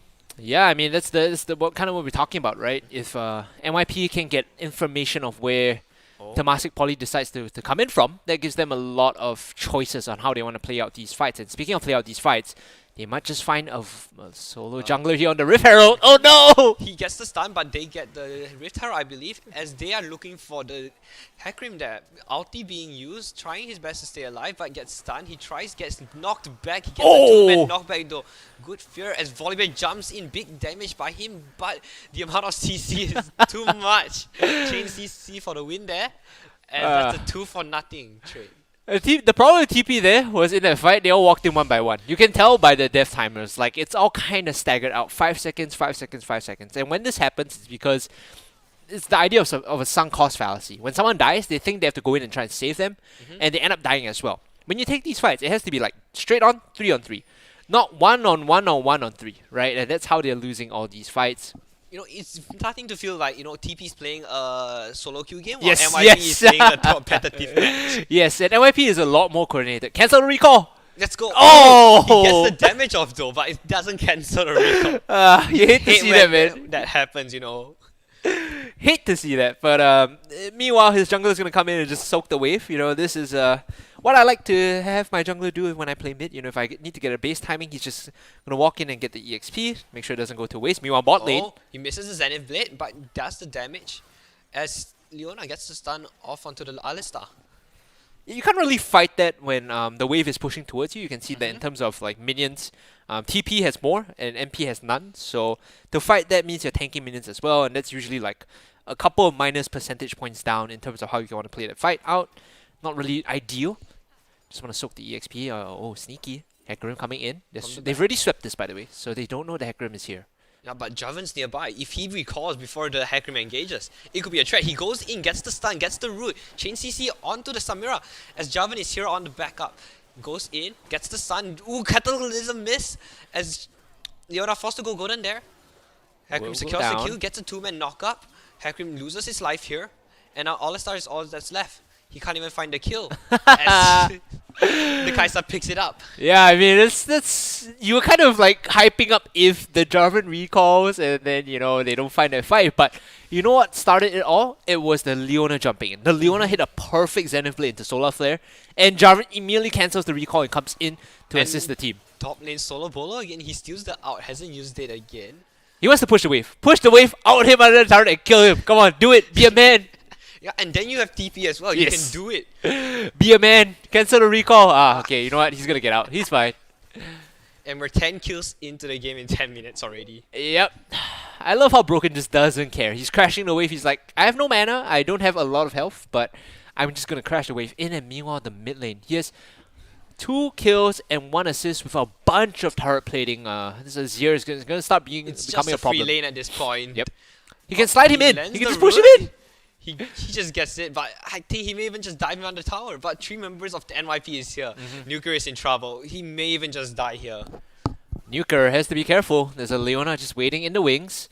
I'm surprised that Silas TP's in. No way! Like, no way this happened. No way! Flash stun, flash stun. He jumps in, misses the E, and now he's all alone in the enemy lines. Here comes Javan though.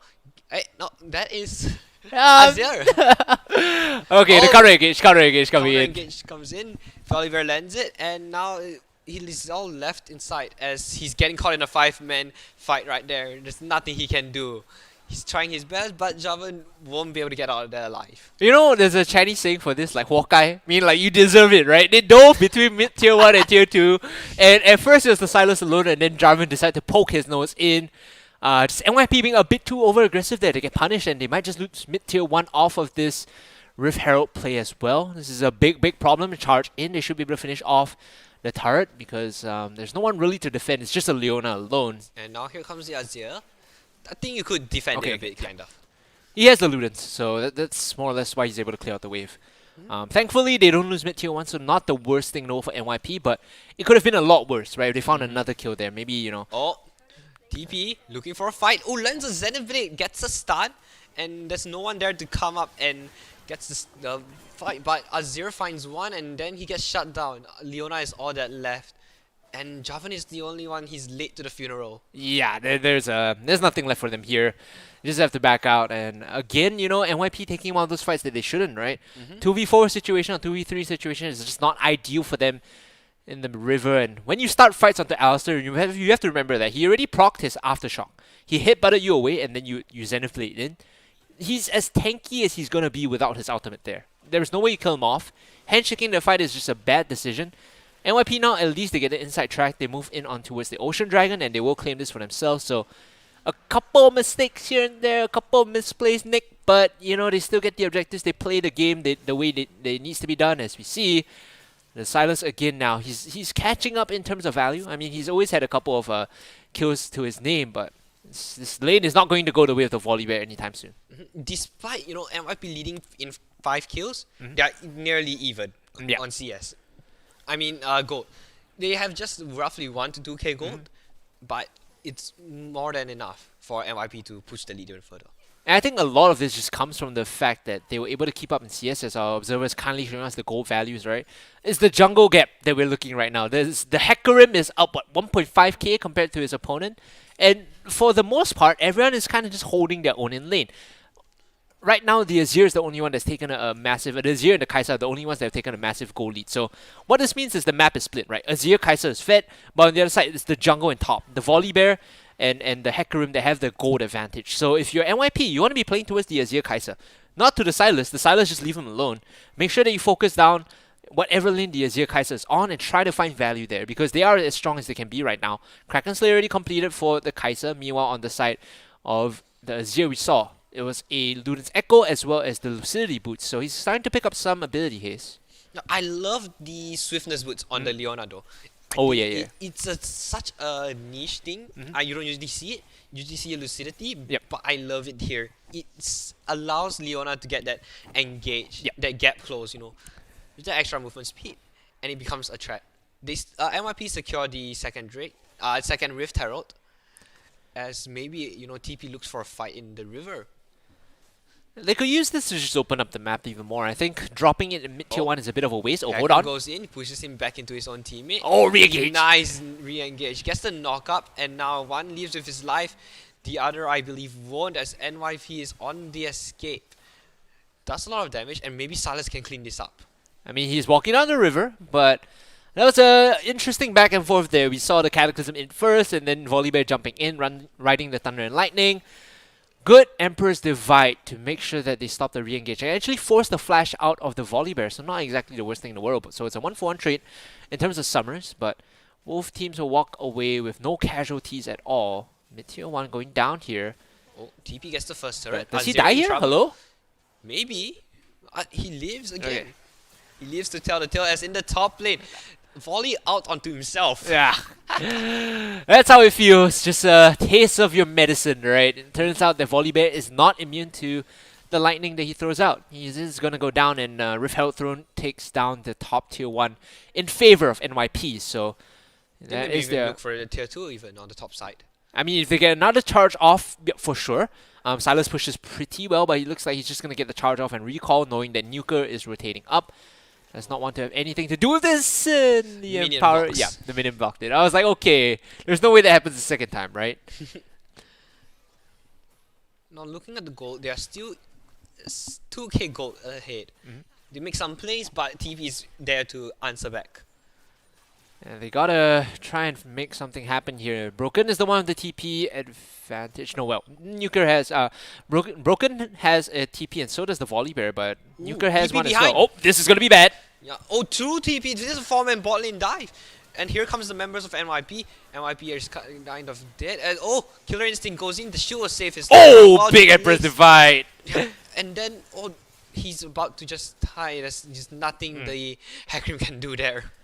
Yo, MVP Azir, just a 1-for-4. He hits 4 members with the Emperor's Divide. That is actually cracked. This guy is popping off. I mean, he used to play for IT College Central. Yeah, there's really just this is just the Azir show, right? Like I love that, or rather, I'm happy that I kind of hyped it up. This guy, you know, used to be known as Baby Life, coming in now, changed the name, did not deprove in skill. You know, just popping off in Campus Legends, 4-1 and 3, making the plays happen for his team. And should be noted that that fight went very well for TP at the start. Double TP on the flank, double teleports rather, for Temasek Poly from the flank, was able to guarantee them a good start to the fight. But when Hwang Yeji shows up on the Azir, when Baby Life shows up on the Azir, things go a completely different way. Oh, Nuker maybe stepping up a bit too much, as Leona just stands there and pushes off Nuker's pursuit. But Volley is nearby, I believe. I mean, you don't really want to take these fights, especially when you just saw what NYP can do to you in a team fight, right? Emperor's Divide is back up again for the Azir, I believe, and this is the window. Dragon Soul point here on the Inferno, and they're going to start this one up. No qualms whatsoever, no hesitation. They want this objective, and I think Temasek Poly, they'll be forced to contest this, otherwise their opponents will be at Soul Point. Here we go. Hecarim gets stunned, maybe misses, gets out of the Zenith, the Solar Flare, but Kai'Sa picks up 1, and now they get the soul point for free, right? Oh, that's a nice slide into the back line. You know, sliding into the DMs, but here comes the Zenith Blade, gets the root, gets the stun of the Samira. Samira goes in, but it's not enough as she picks up 1 and she goes down to the Sylas. You get the Leona as a consolation, but the damage has been done. NYP, again, like you said, sliding into the DMs. They get 4 for 1. and the Soul Point to boot. It's going to be Inferno Soul next for NYP, and I think we might just have to call time of death here, Nick. At 20 minutes into the game, there's a 5k goal lead for NYP, but Nanyang Polytechnic, it feels like they're a lot further ahead than what the goal tells. I think, the Mastery 5 you're showing off, it shows that Mastery score doesn't really matter. Yeah, I mean, Mastery score is just like a flex, right? A lot of these players, in terms of like what they bring to the table, the numbers tell a different story. The numbers do tell a different story. 4-1-7 now on the Azir. Baby Life is just having an awesome game. Even picks up the Magi's, the BM book, as I like to call it. See if he can get a couple more pages in, whether NYP's syllabus is strict enough for him to add more pages in. It feels like this is sort of like the homework where your teacher gives you. Yep. TP gives you the easy math homework, and Yeah. then MIP here hands you a whole engineering blueprint for you to figure out. Oh, yeah. He's reading like Engineering 101 right now, right? For him to get more pages in is going to be difficult, but he's shown that he is capable of doing so. What a bright young lad. Trying to do more reading, get more reading done. Bit of a lull in the game now as NYP are looking to pick up their items now. We did see a Gold Drinker completed very early on for the Jarvan, and he's moving in towards a bit more defensive stats. You see the Kindle Gem, you see the Bramble Vest, so he knows that his job is just to be a frontliner for his team. Meanwhile, for the most part, on the side of TP, they're struggling to really find the core items that they need, right? Divine Sunderer done for the Hecarim and the Volley Bear, but that's really all there is to it. They're looking for the early barrel in 20 minutes. I mean, with Kai'Sa and Azir, this goes down very quickly. And then you don't even have vision on them. They have Nashor's Tooth on the Azir as well. It melts. It just melts instantly, and NYP, they get it.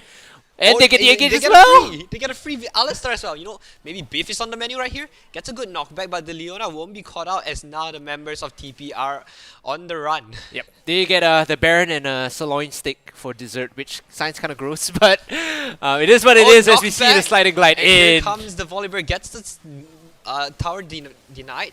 As the Silas TP backs in, Kai'Sa doing most of the damage there, and they may even pick up the tier 2 tower right here.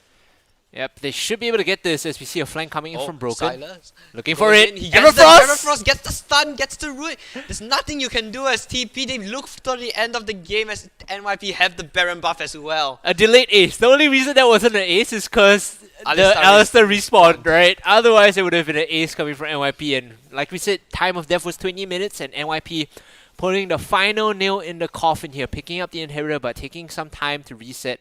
Of course, it's still early enough in the game that the respawn timers are very low. NYP don't want to risk it. They're just going to wait for what appears to be Dragon Soul, I think, before they close this game out. They still have Baron buff, and they have TP on the Azir. So, big threats coming in. 4, 2, and 9. He does not have the Magi's anymore. It is only a ring now. So, decides that he prefers jewelry over books, which is a bit unfortunate. The Silas gets a nice injection of gold there, 600 down his pocket. Oh, he's the one with the book actually. He has 15 stacks on the Magi. So we know on the Nanyang Poly squad who likes to read, and who just likes to wear rings and jewelry. He picks up the watch as well, Oh yeah, a man of culture, a man of culture. Rings and watches. He's all about accessorizing today. Oh, Alistar gets caught out. Look Holy! at how much damage that he does. He one-shot him. He shreds to Alistar. He just one-shot him. Oh, he did him so dirty there. Recall on the brush. No one's gonna spot that one out. He gets back to base safely. Okay. Oh, okay. I thought he was just able to. He gets the channel off, and meanwhile jumping in again. What is going on? He looks Stop this, NYP. It's illegal. Nanyang Poly, they're just looking to close this game out. They will not take any prisoners here. Moving towards the bot inhibitor and looking to make headway into the base. They've already cracked the mid. They've already cracked the bot. Now they're just waiting for the minions to throw in Nick. What if the Volibear just stops the fountain time? I don't think that's even an option right now as they're diving in. Nothing they can do, as TV. Just Tier 4s are down. The Nexus is next to follow as NYP. We asked the very important question, Nick, at the start of this, whether Temasek Poly is going to break the win streak, and it seems like the answer is a solid no, as Nanyang Polytechnic are on the Nexus. The game will freeze, but we know how this one plays out. Members have already left the game, and, it's just a GG out. Nanyang Polytechnic find their 5th win on their current undefeated run in Campus Legends. Yeah, but I believe the threat is next week. Yes. Where NUS and Remy Yep. will go against this team that just went 26 and I believe 8 Yep. or somewhere below there towards, I believe, the top 4 teams. Yep. If you're watching this, Dr. Remy, Pharmacist Remy, you better keep your eyes peeled because Nanyang Polytechnic are not going down without a fight at all. They want to have this perfect run through group stages, and only you can stand in their way. NUS, you are our only hope. Help us. If you guys are too old for the reference, it's Star Wars, by the way. So that's gonna be the end of game 1. Once again, if you guys have voted NYP, you will be right, and maybe you stand a chance to win the KM300 keyboard and mouse combination. I'm just gonna put all this down and bring this up once again. Jing, jing, jing. You guys might have stood a chance to win this if you voted for NYP. But if you were wrong in your prediction, if you were one of the faithful that believed in Temasek Polytechnic and got it wrong, it's okay. Because we still have 2 more games to go, ladies and gentlemen, and we will be holding this tournament or this giveaway all the way to the end of today. So there's still 2 more games coming up. For now, guys, we will be going for a short break. When we come back, we'll have our next set of matches up for you. Don't go anywhere. We'll be right back.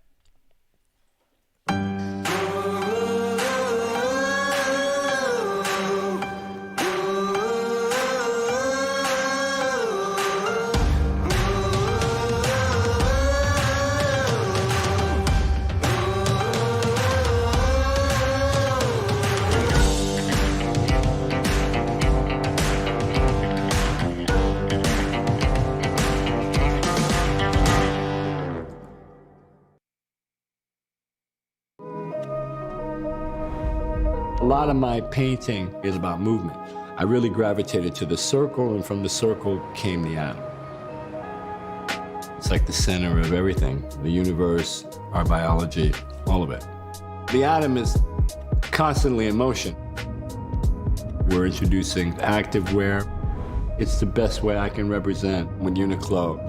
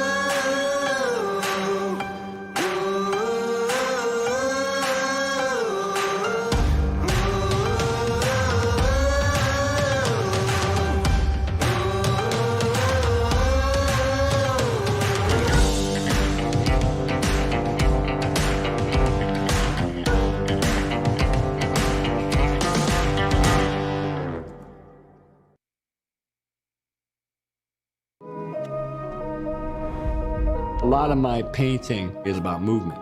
I really gravitated to the circle, and from the circle came the atom. It's like the center of everything, the universe, our biology, all of it. The atom is constantly in motion. We're introducing activewear. It's the best way I can represent with Uniqlo.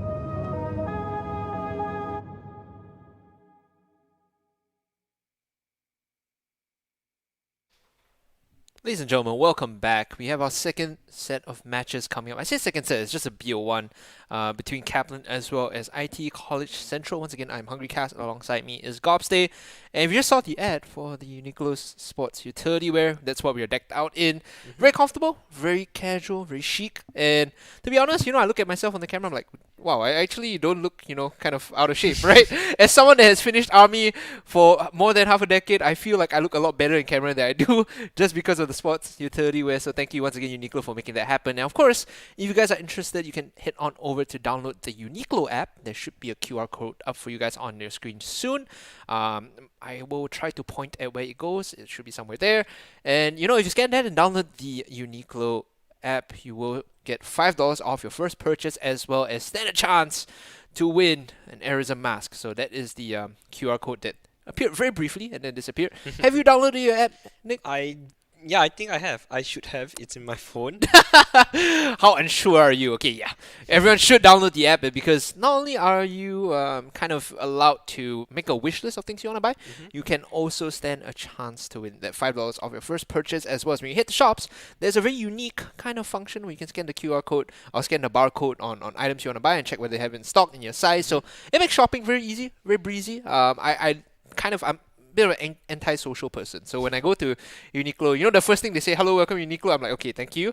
And then, you have to kind of go around and then shop for sizes, right? And when it's not there, you have to like, sorry, do you have this in like, M in blue or something? But no, you just use the app, scan it, and if it's there, they tell you. So, very efficient, very good use of avoiding speaking to people, especially in this time of COVID where you don't want to talk to anyone, you just want to shop and get the heck out. So once again, the app is very good for that. So guys, head on over to download that right now. The app, the QR code on your screen, you can see, just scan that and you should be able to download it. We are waiting for our second match to go underway right now.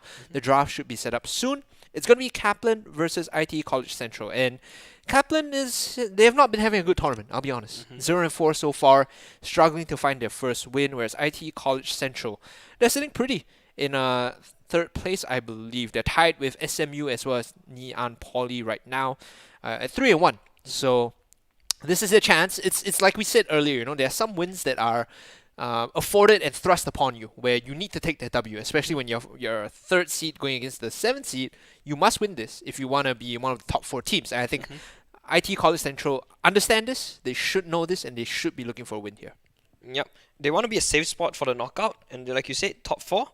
And so they definitely need this win. Like you said, given this win, they need this. And then if they win this, they go up and then become top 2. Yes, I believe that is the case. They will be top 2, of course. Still at the top of the table, untouched, undefeated is SIM, 5-0. So they are just, pretty stacked overall. And it's tough to dethrone the reigning champions, or not reigning champions, right? The group leaders as they were, right? They previously placed top 3 in the last year of Campus Legends, and they're now top of their group. I think if IT College Central want to contest that, this is where they start. I mean, they've been putting on a good show so far.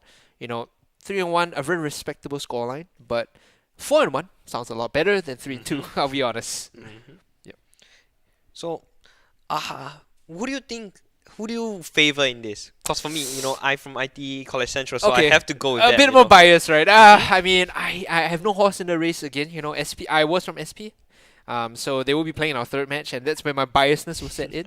But for the most part, I just statistically, I think IT College Central might have this one in the bag.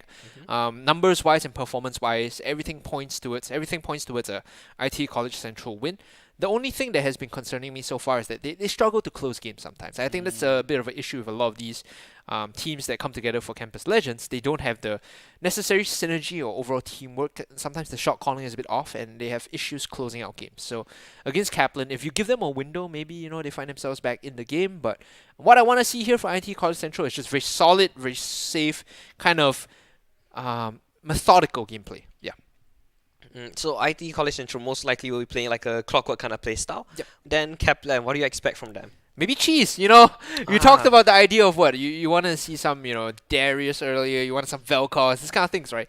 I think if you're down 0-4 scoreline wise, you haven't had a good run at all. You need to bring something innovative to the table. You need to bring something new.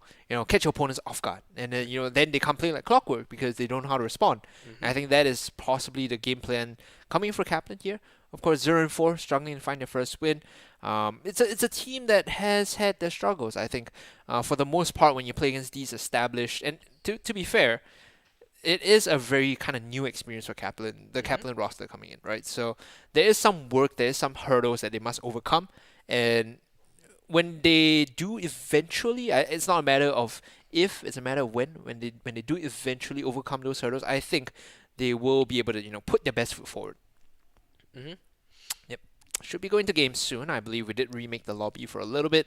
Of course, we are on the live server, not the tournament server, so there's going to be a 3-minute delay after this. And earlier in Game 1, just to recap for our viewers that kind of missed the game or wasn't around to watch, we did see TP kind of go down in a very unfortunate fashion. Nanyang Polytechnic was just very dominant overall. The Azir, mid lane, Baby Life, Huang Yeji, whatever you want to call him, just very good performance overall. I think that is the kind of style that I'm looking for, right? This decisive, methodical play. IT College Central, if they want to kind of match up against their opponents in Group B in the playoff stage, if they want to finish top 4, they need to emulate that. They need to have this clean, methodical play style. Talking about that, it's like choosing sides. The new event in League, the Sentinels of Light. Yeah. Which one do you support? Viego or the other side one? I mean, the Sentinels are kind of cliched, but Viego is also kind of cliched. You know what I mean? Like, I do like the skins from the Sentinel side a bit more, right? I think the Vayne skin pretty awesome. Yeah, the Vayne skin is a big favorite of mine. And I'm kind of like, when I play AD carry, I just like playing Vayne. So I feel like I'm leaning towards the cosmetics more. From a thematic storyline, I wish, Riot did a PvE mode. Like a PvE mode would have been awesome, right?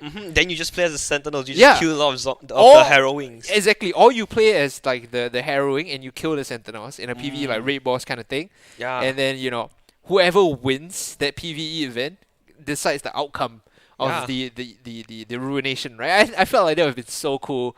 And granted, it's still an awesome event. You still have the interactive storyline. Like the Spirit Blossom, I think a while back was similar to this. So all in all, just great things. And not speaking about game modes. If you tried Ultimate Spellbook, that's also a really fun one. If you guys have been playing that, I've seen some nutty combinations recently. Yeah, I've played against Yumi with Misfortune. It's very unfortunate for me. Yep. You can't do anything. Yumi out just sits there. And the guy just controls where the MF out goes. Yeah. It's like controlling the Yumi ulti. Yeah, it's actually pretty nutty. But it does damage, actually. It does damage, and it scales like Silas does, right? So we were talking about this. You don't have to be an AD. If you pick ultimate that's AD scaling and you're AP champion, then it swaps to like Silas style of AP scaling, right? So sort of like a hybrid kind of thing. Hybrid kind of thing, essentially, right? So if you guys haven't checked that out, head on over and you can load it up in your client Ultimate Spellbook, one of the new game modes, very, very fun. Alongside all the other like standard old school game modes that I love so much, like Earth. Yes. Big fan of that, jumping in the game soon as well. This is not Ultimate Spellbook though. This is going to be a tournament draft. Hopefully it's a tournament draft. Imagine if we go into the game and everyone has Ultimate Spellbook. Like, you know what? I'm just off of this cast. I'm not casting this anymore. Or maybe I will cast it. It might be fun. Yeah, it might be really fun, right? We can theorycraft. Probably everyone's just going to take Cho'Gath Ultimate. Cho'Gath Ultimate is the most broken thing from what I've seen. Yeah. Okay. Should be in game soon. Now, I want to ask your thoughts about this, right? So you've been watching the game so far. Any team so far that's really like stood out to you in Campus Legends, League of Legends so far? I think it's only for the very first week, the very first time I casted Campus Legends, where that team brought out Nico. Okay. Yeah, that was very fun to cast for me. Because you were such a weeb about it. I remember someone sending me a clip of it. I was like, this kid, man. For the record, by the way, we have to draft so we can load that up. Just gonna talk over this.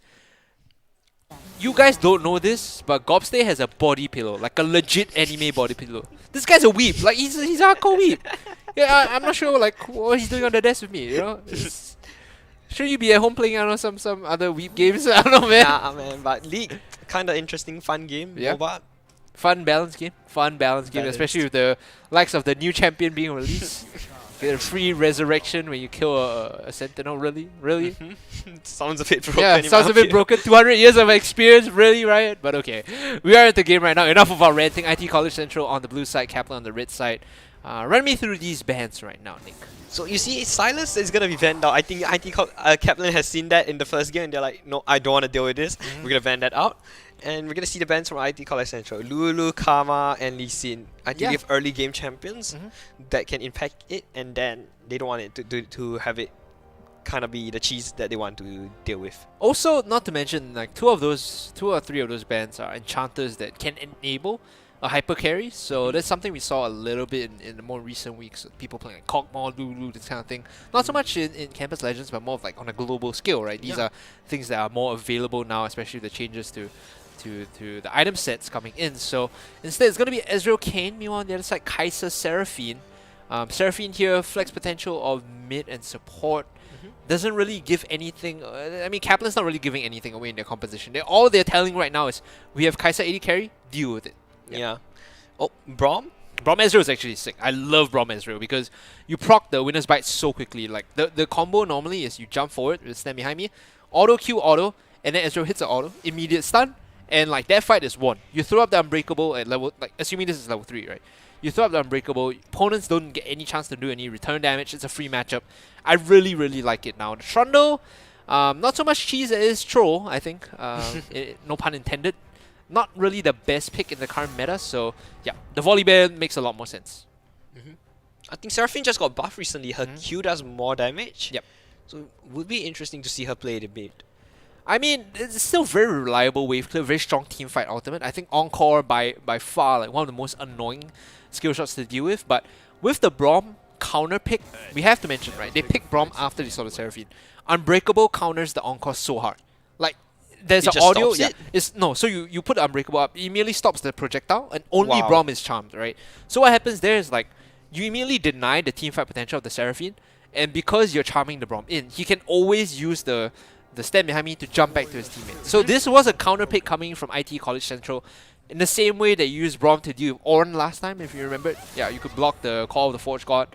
Very, very smart coming from IT College Central. This tells me that they understand, the draft very well. In fact, going so far as to ban out the Xin Zhao now in the late rotation, whereas their opponents will go for Set and Zoe. Zoe a bit of a, I believe, a sort of wasted ban kind of thing. I don't see her played really in the meta, but maybe it's a target ban to one of the College Central members. Yeah, and also like if you want to play Seraphine mid, she doesn't really have the best tools to deal with the Zoe push, like in terms of what you want to do, right? If you both leave lane at the same time and Zoe hits a bubble onto Seraphine, Seraphine would just get chunked. But she can't do the same thing to Zoe, right? Yep. I think it's a big threat here coming in. And this is kind of why they're banning out that matchup. Now, Nocturne is going to be locked in. Now, this could be jungle or top lane Nocturne. We've seen a lot of top lane Nocturne recently, especially because of the changes to items coming in. Strikebreaker is so good. Divine Thunder is also an option if you just want to one-shot someone. I think this is a really good choice. Shen is a safe counter pick. But we must remember, when the Paranoia is used, Shen cannot stay united anyone. You have to stay united before the Paranoia. Yep. So it's sort of like you have to read into the situation. When is he gonna paranoia? Ooh, Teemo maybe? No maybe a Teemo. trophy. Yeah, troll pick. 100% troll pick. If they lock this in, I'm done, man. Yeah, who knows? I think what they need now is a mid. And in terms of like the mid pool, we saw the Azir earlier. Echo here is the choice. So what they're trying to do with the Echo is essentially like be a pseudo tank. You have someone to dive into the backline with you. With Kayn rather. So Echo and Kayn will be looking to pressure out the Kai'Sa, pressure out even the Victor here. And if they overcommit, both of them have tools to reset. Umber Trespass to get out. Echo uses the Chrono Break, immediately resets his position. So these are like options that IT College Central have drafted to make sure that they are safe and they can dive. And not to mention, you have ways to like kind of carry the Shen into the backline because you have Kayn, because you have Echo. Would be interesting to see how well, IT College Central use that Shen. Because that would be an issue, like you said, Nocturne ulti, there's nothing much you can do to deal with it. It's an old school counter. Like, this was as kind of popular as it was back in like season 3 or 4 when people were playing like global metas and they nerfed the global cooldown, everything. Like anything that had a global presence, they nerfed all the cooldowns, right? This is very old in the day. And it was a counter back then when like you see someone pick Shen, you immediately pick Nocturne, and the other team will pick something like Twisted Fate or Karthus, these kind of things to like kind of leverage on global power. And I think right now, just looking at draft, IT College Central, if they play the early game well, meaning to say if they're able to get, jungle gap, quote-unquote jungle gap, and the Kayn finds farm where the Volibear can't, I think this is where things will start popping off, because look at the lineup of Kaplan, right? In terms of mobility, there is none. Seraphine, Kai'Sa, and Victor all kind of don't have any dashes. So if the Kayn comes from behind, flanks them by, using dash or going through the wall, Umber Trespass, like, they die. They will die, and this is a big problem right now. So if the Kayn gets a hit, he's able to find, these picks that he wants, and because half of, 3 out of 5 are range and 2 out of 5 are melee, I could make a case for going Shadow Assassin Kayn instead of Rust. Shadow Assassin Kayn actually looks decent here because you don't need that really big tanky frontline when you have Shen. All you need is just to one-shot someone, throw the Shen on top of the Kayn, and then they take the fight afterwards. So I feel like Shadow Assassin Kayn actually not the worst. This is a decent game for it. Yeah. Especially the items. Shadow Assassin is too deadly. You just one Q, you slice the health bar into half. Like the itemization for Shadow Assassin Kayn is just really, really like obnoxious to say the least, right? So that could be a pivot that we see coming in. And in terms of late game scaling options, Ezreal is just gonna do Ezreal things. Like he's in a very good place right now as far as he's concerned. Like early in with the item reworks, you remember everyone was playing like the Kraken Slayer and the Gale Force kind of AD carries. No one was picking Ezreal. But now Divine Thunder is like a thing again. Mana Mune is great because tier is so cheap and it scales well. Ezreal is back in the meta. Ezreal feels happy about it. In fact, if you wanted to go a bit more utility, you could go for the Frozen Gauntlet because, surprise, surprise, triple AD on the side of Kaplan with the Nocturne, Volibear, and Kai'Sa. Well, Volibear is a bit, kind of hybrid, but you still have, the additional armor, additional stats to deal with the Nocturne and Kai'Sa. You can kite them out. And it's a good way for IT College Central, again, to adapt their draft, right? If Kayn is going to go Shadow Assassin, Ezreal can go Frozen Gauntlet, right? It's not the worst thing in the world. Of course, stats-wise, it's not the best. You don't get a lot of the damage, but you have a lot of utility.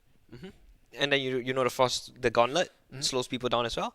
And then your Shadow Assassin can just Q slice everyone's health. It's again, it's not like efficient, but it's utility. It's the idea of like who you want your damage to be on, right? And for the most part, I still expect him to go Divine Thunder. I'm just saying like that is a choice, that is an option. And teams in Campus Legends have been innovating a lot. They've been experimenting a lot. Just in case you guys were wondering, why is Hungry Cast bringing up these weird off-meta builds? It's because the teams will do that, right? When they need to make these changes, they will make those adaptations.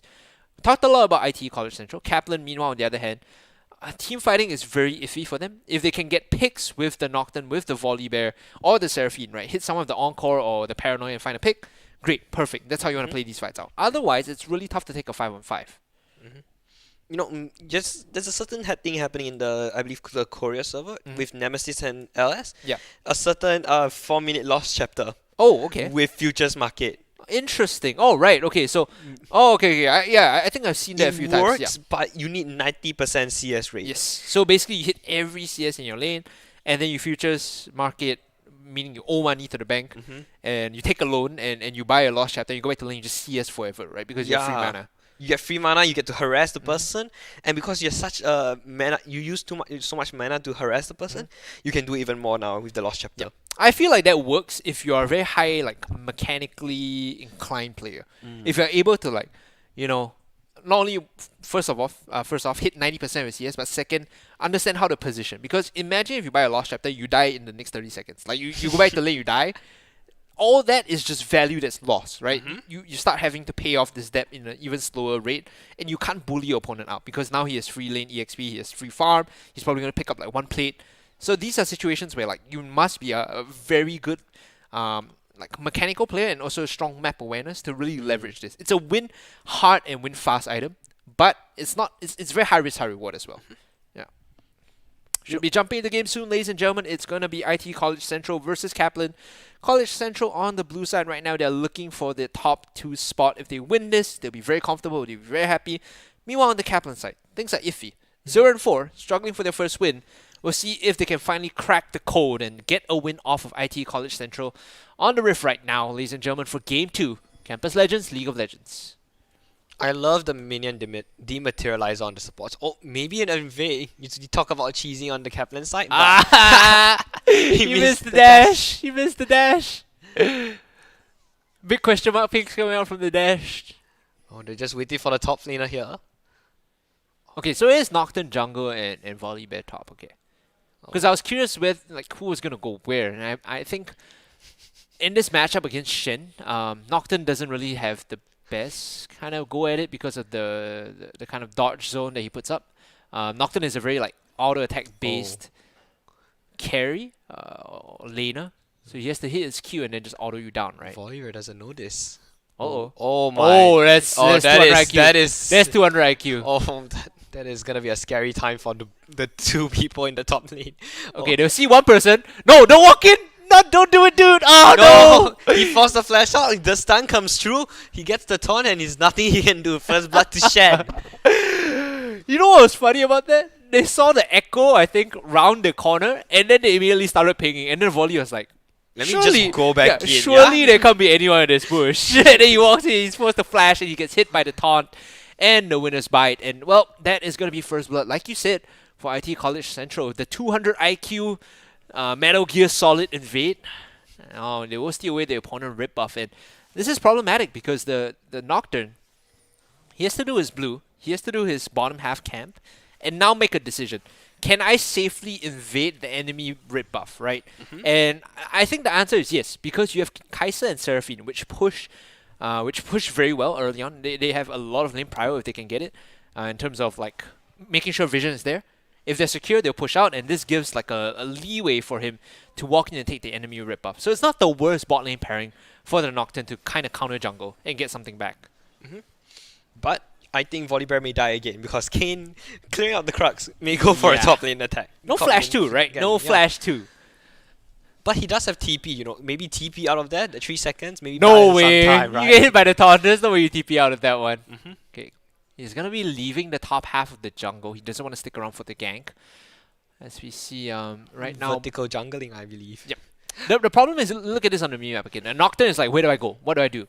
And the call should have been instantly to walk in. He's a bit delayed on this invade. And that's a problem because mid lane prio has been gained by the Echo. Kill him. Just straight up kill him. He has the fear as well. He lands the fear, force the flash. I think that's more than enough. You know, you get that good trade. He should have chased on it. I think 100% you chase on it. Because you have lethal tempo and you know already he's flashed out. Once you chase on in and your bot lane has prio, you get the solo kill there. So it's a misplay coming in from the Nocturne to not chase in to get that kill. Because once you get that kill, your bot lane is pushing in, your mid lane pushes out. Even if he TPs in, you should be able to get something back. And now he's going to get counter jungled. He loses his Rid. He might not even be able to take the enemy rip buff. So he's only going to get like a 1 camp start. Whereas right now, Kayn, look, double his CS, walking down to the bottom side. If he picks up his Raptors and his rip buff, this game is completely over for the Nocturne. Oh, but Nocturne may be going for that you know, safe invade kind of thing. Just go for the Raptors and not for the red buff. He used his smite already, so he can't really smite fight that red buff. This is fine. You take this camp, it's decent value. You don't necessarily need the red buff. You just need to take camps. And here meanwhile, mid lane, no mana. Forced to go back. Okay. By the end of this, the Kayn is going to be up 4 camps, I believe. He's up 2 camps now. Red makes 3, Crux makes 4. Yeah. I think the mid lane kind of in a weird situation. It's pretty bad. Like, the wave shoves in. Victor gets a free recall because this wave is just going to be collapsed here. And if he TPs into lane, he's fine. But he's also okay just walking in. Doesn't really have any pressure down. He's not really going to lose anything, is what I mean. I love the coordination of the College Central, you know, bottom lane. They've just put the wards there for, you know, the jungler. It sort of just reminds me that this doesn't happen in solo queue. Yeah. He gets spotted here, so they should be backing off. And if you stick around, I mean, there's a potential for all in here. He's going to try. Seraphine's going to be the one who backs off first. I don't think he'll get the gank off. When they throw on the ward, like as a jungler, that means, hey, I know you're here. I know you're trying to flank us. And again, like you said, he's not going to stick around. OL's just going to back out. Kayn doesn't want to have anything to do here, but he's actually going to try and sneak this Cloud Dragon away. Because he came in from the back of the wall, he wasn't spotted moving in, and the shrine doesn't give you information of what's inside the pit, only the river. So this Cloud Dragon is ostensibly being snuck away by College Central, and because he has smite, because he has control of this area, he should be able to pick this one up. There's no one there to even contest. Yep. Very, Plus, very smart play. Nocturne is a level down, so you really can't contest this, can you? Yep, absolutely nothing you can do. It's going to be a free Cloud Dragon he bases, and look at the CS difference. Like, he's up 2 camps right now and a level as well. Nocturne is not having a good time. What this also means is that Nocturne hits level 6 later. Oh, so he's not going to be able to activate anything on the map, and the global power now belongs to College Central. Stand United will be up before Paranoia, so they can make the first play. This is going to start snowballing for ITE College Central. This is what I was kind of talking about in the game. Like, remember I did quote-unquote jungle gap? This is exactly it. And this is going to be scary for Kaplan. What happens here is that once you hit level 6 on the Shen, which is right now, The bot lane can make a play. Exactly, you force something on bot lane because you have both summoners up. Nocturne trying to do something here. He lands a stun, goes in with the ult, gets a big damage, and here comes Nocturne on the back. Here comes the TP from the mid laner, I believe. Yep. He gets the fear off, and now Kaplan are the ones in danger. Oh, here comes the He Stay United stun- as well! Oh no! He gets the stun off as well. Wait, did the stun did not? Yeah. Didn't connect.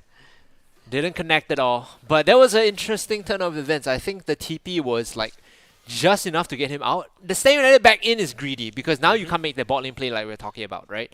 And this is on a massive cooldown. Nocturne's going to be able to pick up level 6 once he takes his bottom half of the jungle. They're lying in wait here because they know they have the timers on these camps. They could just and Nocturne actually not knowing this, and he's just going up to the top lane. Oh, this is not the play, guys. This is not the play. I don't think he gets spotted out here. He does know because of the Victor laser, and College Central get away with the buff. They wasted so much time on that Nocturne there walking topside. Like, the natural move there should have been immediately walk bot, finish blue, finish Gromp, get level 6, gank bot lane.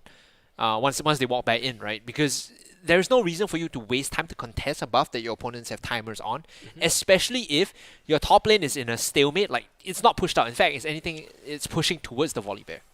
So you have no manpower there. You have no real reason to fight there. You don't have vision either. That's like a big mistake coming in from the Nocturne. And because of that, now you are again in a jungle gap.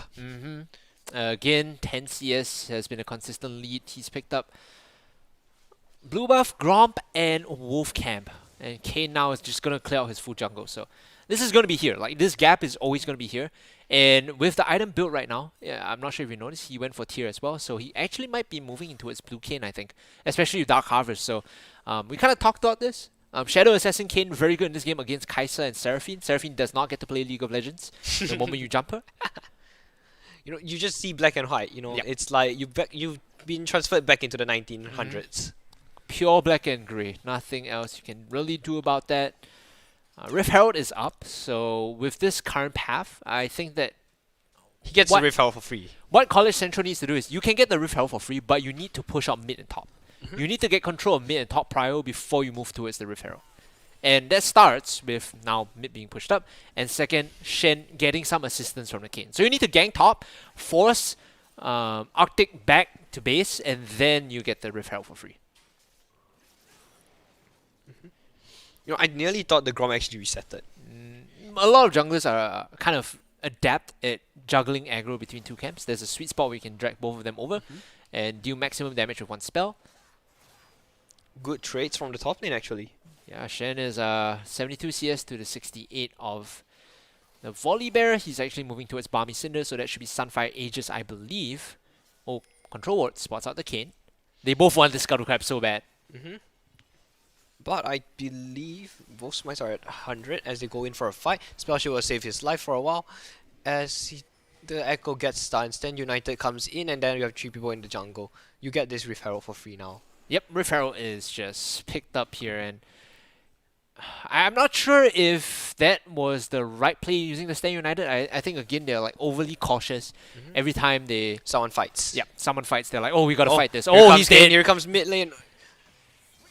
He goes in, not enough damage to pick up the kill.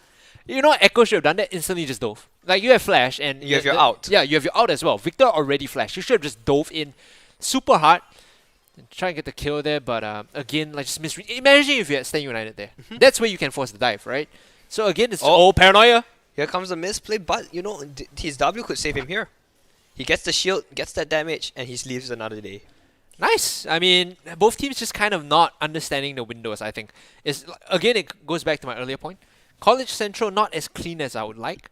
Using Staying United at very unopportune times. Meanwhile, Kaplan not understanding how to punish the windows. And then now you talked about the jungle gap, and it's now even further with nearly 30. Oof, that is a big oof coming in. And again, he's take going more camps, again. take it all, steal it all. Steal all the camps. And we're only 10 minutes in, by the way. This is a really tough game for the Nocturne because what he wants to do in team fights is get enough items, get enough of a power spike to jump and kill the Ezreal, right? You want to be able to isolate a squishy, in this case it's usually the Ezreal. But if you don't have the items, you don't have the levels, you can't do that. You can't kill him even if you have Divine Thunder. He just takes the grub in front of him. Puts down the thumbs down as well. Not like this, guys. Ouch. And maybe you get Don't walk Drake up. for No, free. don't do it. You have 4 men in the river. There's nothing you can do as Kaplan, really. They're trying to contest this, actually. They know that the ocean is kind of important for them, so they're walking up. We'll see if they decide to steal it, though, Nick. Both. Here comes the Anchor. Won't be able to land. They steal the dragon! But Echo finding 1 kill, and then your Kane finds another. This is a bad position for Kaplan to be in. Yeah. Kane goes in, comes out, cuts out your health, and now you get a dragon, but it's a 1 for 3 trade. Yeah, Meanwhile, and it's even on the Brom. They use the Stand United, right? That's the perfect use of the Stand United. Thank goodness. I don't think the Stand United was used. Oh, it's coming just back a TP. up. Yeah, it was a TP. Yeah, it was a TP rather. Sorry. So you know what? They still have issues using the Stand United properly, but a TP is a TP, and I'll call it right. 3-0-0. The Shin looks very good right now. He's holding his own. This is a counter TP into defend mid tier 1, but the plates have already been taken. Now the upside. Let's take stock of the situation. 1 for 3. Like you said, the kill was kind of all leaning towards the Shen as well as I believe the Kane. What this means is that your top side is super strong. Like your Kane and your Shen love this part of the map. They're okay just doing whatever they want on the top half. Rift Herald should be free here as well. Like because you have strength in the top side, you should be able to take Rift Herald and then collapse into mid tier 1. He just wants more camps now. He's not even playing the objective game. He's playing the you don't get to play League of Legends game. Steal everything like, nah, you're not getting any fun, buddy. It feels like he's playing a Shackle game. Yeah. You know? You just go into the jungle, you sit there, wait for him. Yeah, I'm gonna smite that away from you. Certified sociopath. Straight up just taking everything away from his opponent. It's like, I don't even want to kill you, I just want to steal all your camps. And didn't now, go for the, if this goes into the late game, his team also gets free access to his own jungle and gets the extra CS. Yep. This is also Shadow Assassin came by the way. He went for the Shadow Assassin upgrade. So already finishing the tier early on. This is like an indication. If you see in solo queue someone pick up tier, it's usually going to be Shadow Assassin Kane. I've played a bit of solo queue with, Johan. It was pretty fun. A little trick. The smite actually breaks the shield on the Scuttle Crab. Yeah, of course. So you smite before you do anything, remove the resistances, or if you have any like crowd control, just knock it up and then the shield breaks as well. Yeah. Usually I find like you smite, then you do everything else. Really It's a lot quicker. It's much quicker. Yeah. You have that efficiency. But as someone that's Rick Yasu, like a classic Singaporean trait, I want to save the smite to secure it. You know what I mean? Yeah. It's just a Singaporean thing. Yeah, it's And just a Singaporean thing. And then you just see all the other leagues. We don't care. We're just gonna smite, take it, done. Because they are Bye-bye. not Kiasu. That's why they're not Kiasu at all. It's a Singaporean trait, my friends. Right now, Nocturne's setting up. He has the paranoia. I think they want to force this fight. It has to be Encore to start things off. It has to be Encore on the Ezreal first. And if Braum blocks it, I don't think they even get the kill. Yep. And look at the level. Even though that Braum is at level 7, they still can play something out here. Where's the Encore? Braum has to stand in front. Right. Yeah. The paranoia is back. So there's really nothing Kaplan can do right here. Kane looking for a fight in the top lane. You went into the damage. bush. That's not too much. That's not what you should be doing there, Volibear. Bear in mind that this Kane is actually the same level as the Volibear, so it does a lot of damage, right? And by shoving him, by chunking him out, they can just shove in the wave and wanna look to fight. contest the Rift Herald here. Kaplan wants to fight this. Yep. They don't want to give up this Rift Herald for free because they know if they give up Rift Herald, mid tier 1 is down. Especially because you can like pressure the Victor up very easily with Shadow Assassin Kane. There are a lot of like weird angles he can come in from. Put the Stand United on top of him. That's a guaranteed dive. A guaranteed kill on a dive. And you don't even need the volley back out if Silas, but Silas is banned, so Yeah. towers won't be that much of an issue, especially when you have Echo out. You just rewind time, go back there, you leave. Yep. Oh, you don't even have a ward anymore. It expired, Yeah. and now you get this free with Herald. They're gonna pop another ward now. Oh, They pop 2 double wards, wards. but they You don't hate get to the see it. vision though. Still, He knows this has to and he's back Yeah. off. You have to back up.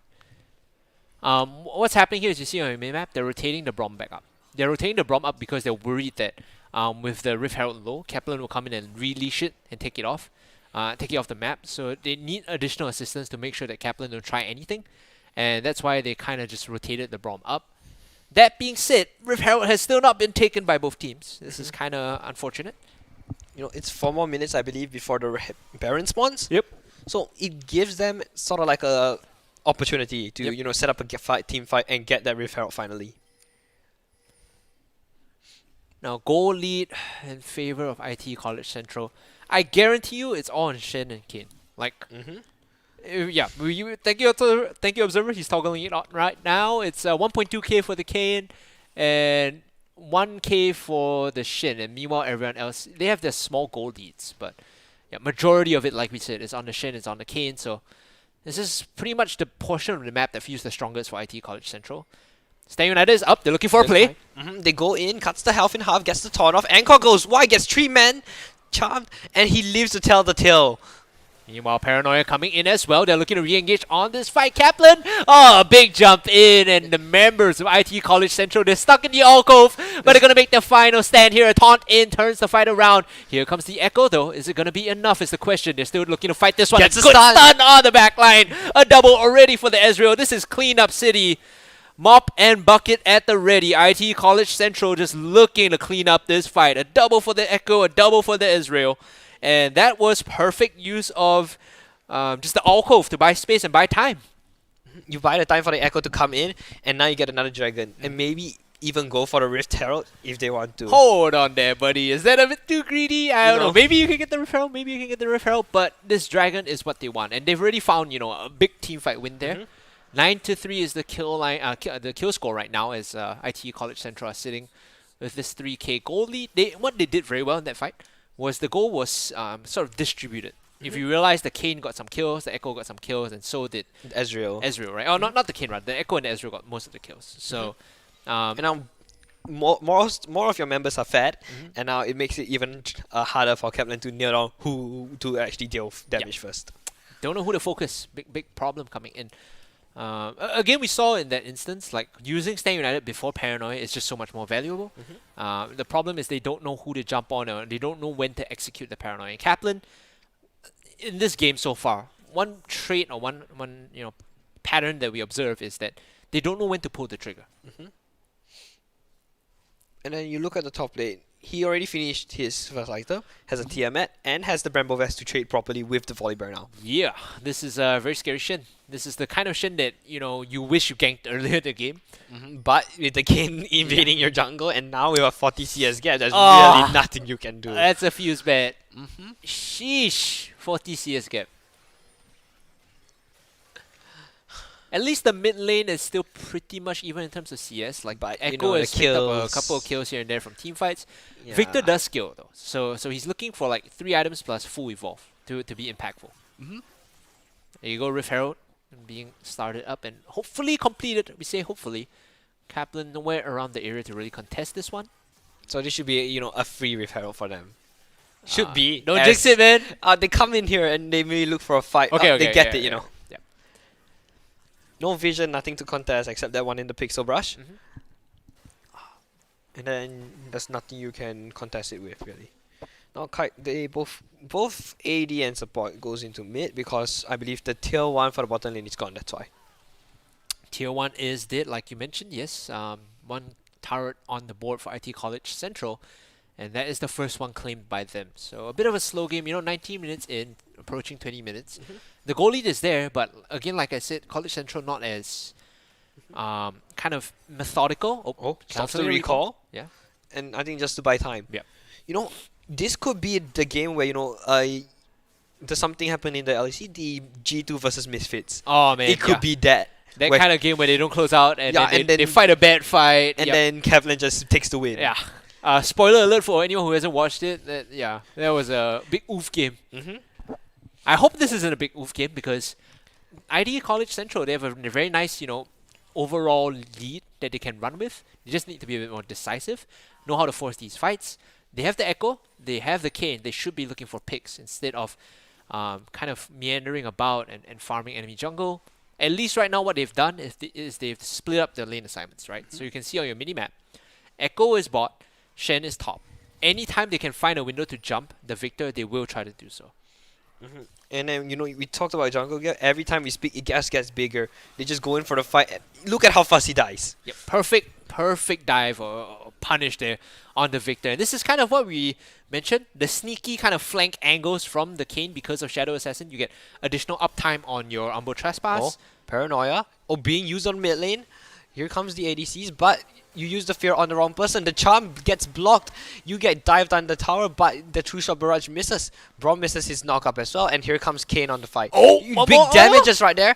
Gets a big chunk of it, and now Echo's on the flank. He still has He goes ultimate. in. Won't be able to do much, actually. Maybe the rewind time. He does get the kill, and now Kaisa finding the kill onto the Echo there. as well. Yeah. He does. They He has do get the shield. sun, and he doesn't have his ult though. He does save his life a bit by some time. Overall, College Central, they finally pulled the trigger when it counts. Using the Rift Herald there, making Shelly kind of work for it and walk over as we see on this Kane just be a big problem for Kaplan to deal with. Every time they think they have him, he just jumps over a wall or jumps into a wall, depending on how he feels. And they're unable to really single him out. They don't have any good point and click CC, and we saw right there in that mid fight where Kaplan were contemplating diving the tier 1, but because they were able to block the encore with the Unbreakable, there's no real value coming out from the ultimate. But good ultimate, back in the bot lane fight. Yeah. Earlier, yes, now not so much. Okay, now, again, this CS gap ever increasing.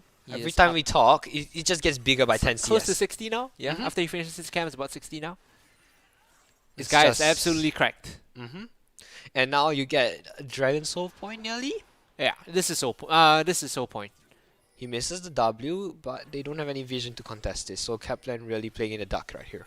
Also because they pushed out mid lane. So Kaplan, if they want to walk in, they have to walk through a lot of vision and they have to push out the wave first. Meanwhile, they just clear the Dragon so fast. I actually feel like this Dragon Soul, like Mountain Dragon here, is really good in terms of what it provides the Shen. Not so much for what it provides the rest of the team. So and now Shen can be your very Red Boss tank frontliner. Yep. Sort of like that. Sort of like a Mundo, but scuffed Mundo. But has actual CC. Yeah. What about in? Might just try to kill the Flash too? Oh no! He gets it and he throws down the Chrono Break and the emote. Okay, I see you. And they find another kill on the mountain. I think Volley's dead here too, right? Yeah, no way he lives, right? He misses his Q, but he can just just sit there. The Volley sitting here though is not safe. They can just dive on the tower. Gets a stun. That could be a free kill. And the King just steals it away. They're looking for more. Sten United comes in. They go in for the Kaisa right here. Not enough damage as they pick up the other kill. Okay. That's a 4-man wipe for the side of IT College Central. You just pick up those 4. A bit late to the game, a bit late to timing, but this is what we were looking for in 20 minutes, right? The decisive plays, making, the kind of rotations and the dives, the aggressive movements that were required to snowball their lead even more. As we see this mid lane pressure come through. Baron is up, but their composition doesn't do it very quickly because they only have the Shen to tank. So unless Shen is there, they can't actually do it. Also, Ezreal is like, okay at doing Baron, but he's no Kai'Sa, he's no Kog'Maw. Yep. But, as again, we talk, the CS gets wider for the both junglers. Woohoo! It's at 90 now. Roughly there. Nearly 100. He's gonna Flame Horizon him soon. Do you know what a Flame Horizon is? Or are you too young to know? I'm too young. Yeah. He's too young to know, guys. Hold on. May look for a fight. So a Flame Horizon is... I feel like such an old man explaining this. A Flame Horizon is named after the player Flame who used to play on a team called Azubu Blaze. He was a top laner for them, and his trademark was every time he laned opponent top laners, he would get 100 CS lead. Every time. That's why they call it the Flame Horizon. And right now, almost 100 for Owell. We might just see a Flame Horizon in the jungle. And I believe when you say it originated from the top lane, it's surprising that it's happening in the jungle. Yeah, I mean, it's a different meta, it's a different time. This was the era of top laners where they were men. No one played tanks. They just duoed each other non-stop. This is a very long time ago, you know. Starting to sound a bit like Uncle. Back in my time, you know. Kane misses a dash again? It's okay, we'll forgive him. 4, 0, and 6, you missed a couple of those. Hey, you're fine, buddy. As He's long just as you're- dashing across the he's just baiting the Kaplan to be like, Okay. come here, you're taking See, Baron, This is give the you a problem. chance. This is the problem with them starting Baron, right? Because they don't really have a true tank.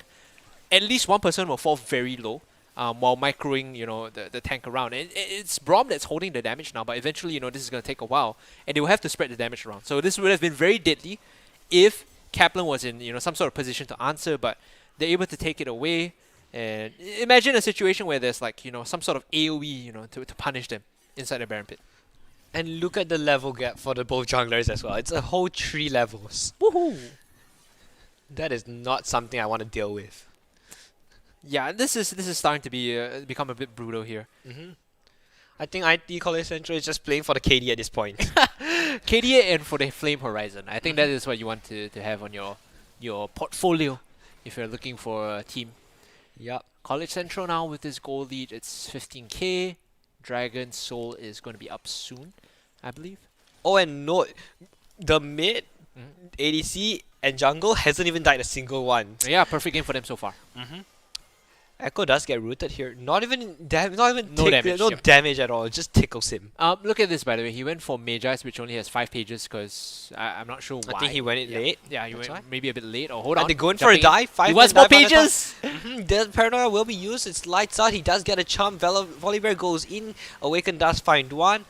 And now Awaken looking for more. He gets another double kill onto the taunt. May get a triple. Oh. Maybe even a penta this game. You know. Oh, give him the Quadra, boys! No, No. the stun! The root! The turret shot will find the Echo though. That's his first death. Here's just a 2 versus 1 on the side of the Shen. Yep. Blocking the damage. May get his pentakill if he just goes in and gets the double. Nah, he'd have to dive the fountain for that. I think this is just them looking to close out this game again. You know, 3 members did on the Kaplan side. TP back in for Awaken. He might get an unofficial penta, but definitely no penta today to be found.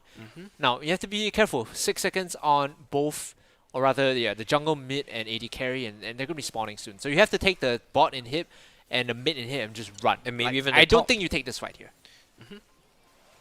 They're very close to their fountain, so anytime they can just retreat and just get back their health. What Ezreal is doing is smart. He's poking just in case Kaplan decide to force, and he's like kind of keeping his distance from them. So that he doesn't get caught out kind of Yeah. thing. And now I believe IT College Central disengages here. Yo, those plays for mystic top. shots, dude. They're just landing. Yeah. And now it's 30 minutes, but I think they want to play for a soul. Oh, Flame Horizon. 256, 156. There we go. This jungler is cracked. He has way too much items as well. He has more items than the AD carry, by the way. Like, this guy has more items than the AD carry, more kills as well. Levels wise, he is also a hit, so it's like that, look at me, I'm the carry now, you know, that meme? Dragon Soul here. Up for ADC grabs. meta 2021. Yeah. The ADCs just don't do Yep, anything. ADC meta. Kick W. Or more like I don't know, man. It's an unfortunate. Oh my god, do you look see at that? Look at that mystic shot damage. Holy. And now that you have what your Ezreal's mystic shots, you have your Kane's Q, you have your Echo's burst damage. Yep. What more burst can you get from IT College Central? True Shot Barrage in, chunks out the Kaisa. Kaisa. And This they get should top be tower. top turret and top inhibitor, right? I think Kaplan might want to defend here. Like, this is their This is their final only stand. fight, yeah. Yep, this is their final stand. They have to defend at the tier 4s. Jumping in They though. go Here we in. go. Burst damage not enough. He doesn't actually find. He find the kill on Seraphine though. Gets the knockup. They go in for the tower Oh dive. no. He dies to the tower. He doesn't die actually. Okay, you know what? This is gonna be game. We were gonna freeze out, but you know what? All said and done. This is the fat lady has sung her last note. This is game over as much as we know, and that is going to be IT College Central. You know, that takes the game against Kaplan. And for those of you that predicted IT College Central #Legion, You are absolutely right on the money. Yay! IT College Central won. Try to make your bias more, hidden. Maybe, make it not less obvious. I'm just going to put that out there. College Central, very dominating win. I'm happy to see that they understood what they need to do when it comes to like snowballing their leads. A bit slow. Don't get me wrong. Still a bit slow. They were taking the time with that one. But overall, just very good stuff coming in. Kaplan still struggling to find their first win. Now it's 0-5.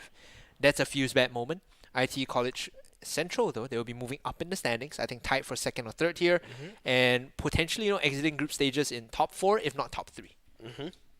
So that game was really interesting. The jungle gap, especially 100 CS, like you said, Flame Horizon. Yep.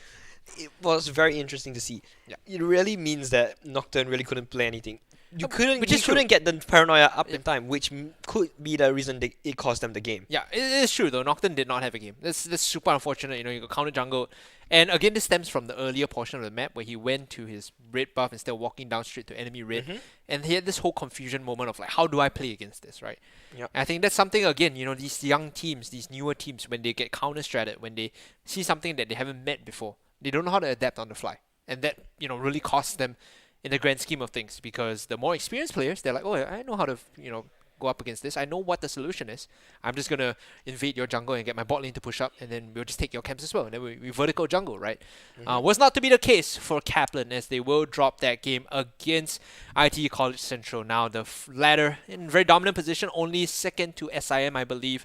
And they will still be looking, to try and take that away from them. But for now, ladies and gentlemen, we will be going for a short break. When we come back, we will have the final match up for you. It's going to be Neon Polytechnic going up against Singapore Polytechnic to close out the day. Don't go anywhere. We'll be right back.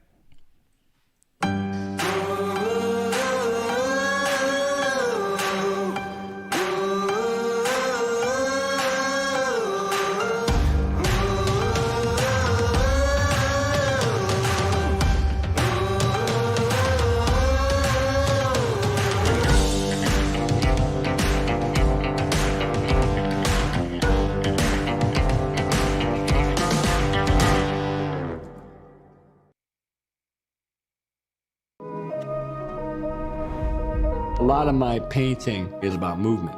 I really gravitated to the circle, and from the circle came the atom. It's like the center of everything, the universe, our biology, all of it. The atom is constantly in motion. We're introducing activewear. It's the best way I can represent Uniqlo.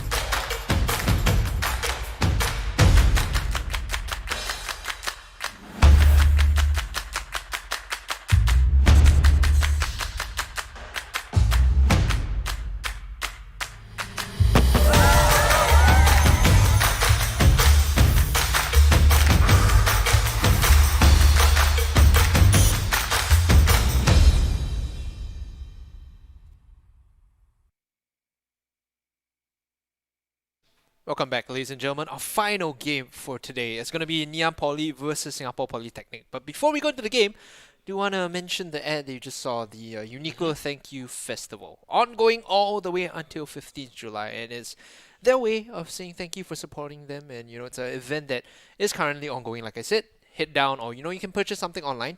At least $80, they'll gift it in that nice little ceremonial Japanese. You probably know the name of this because you're weeb. No, I don't. Okay, so you failed me.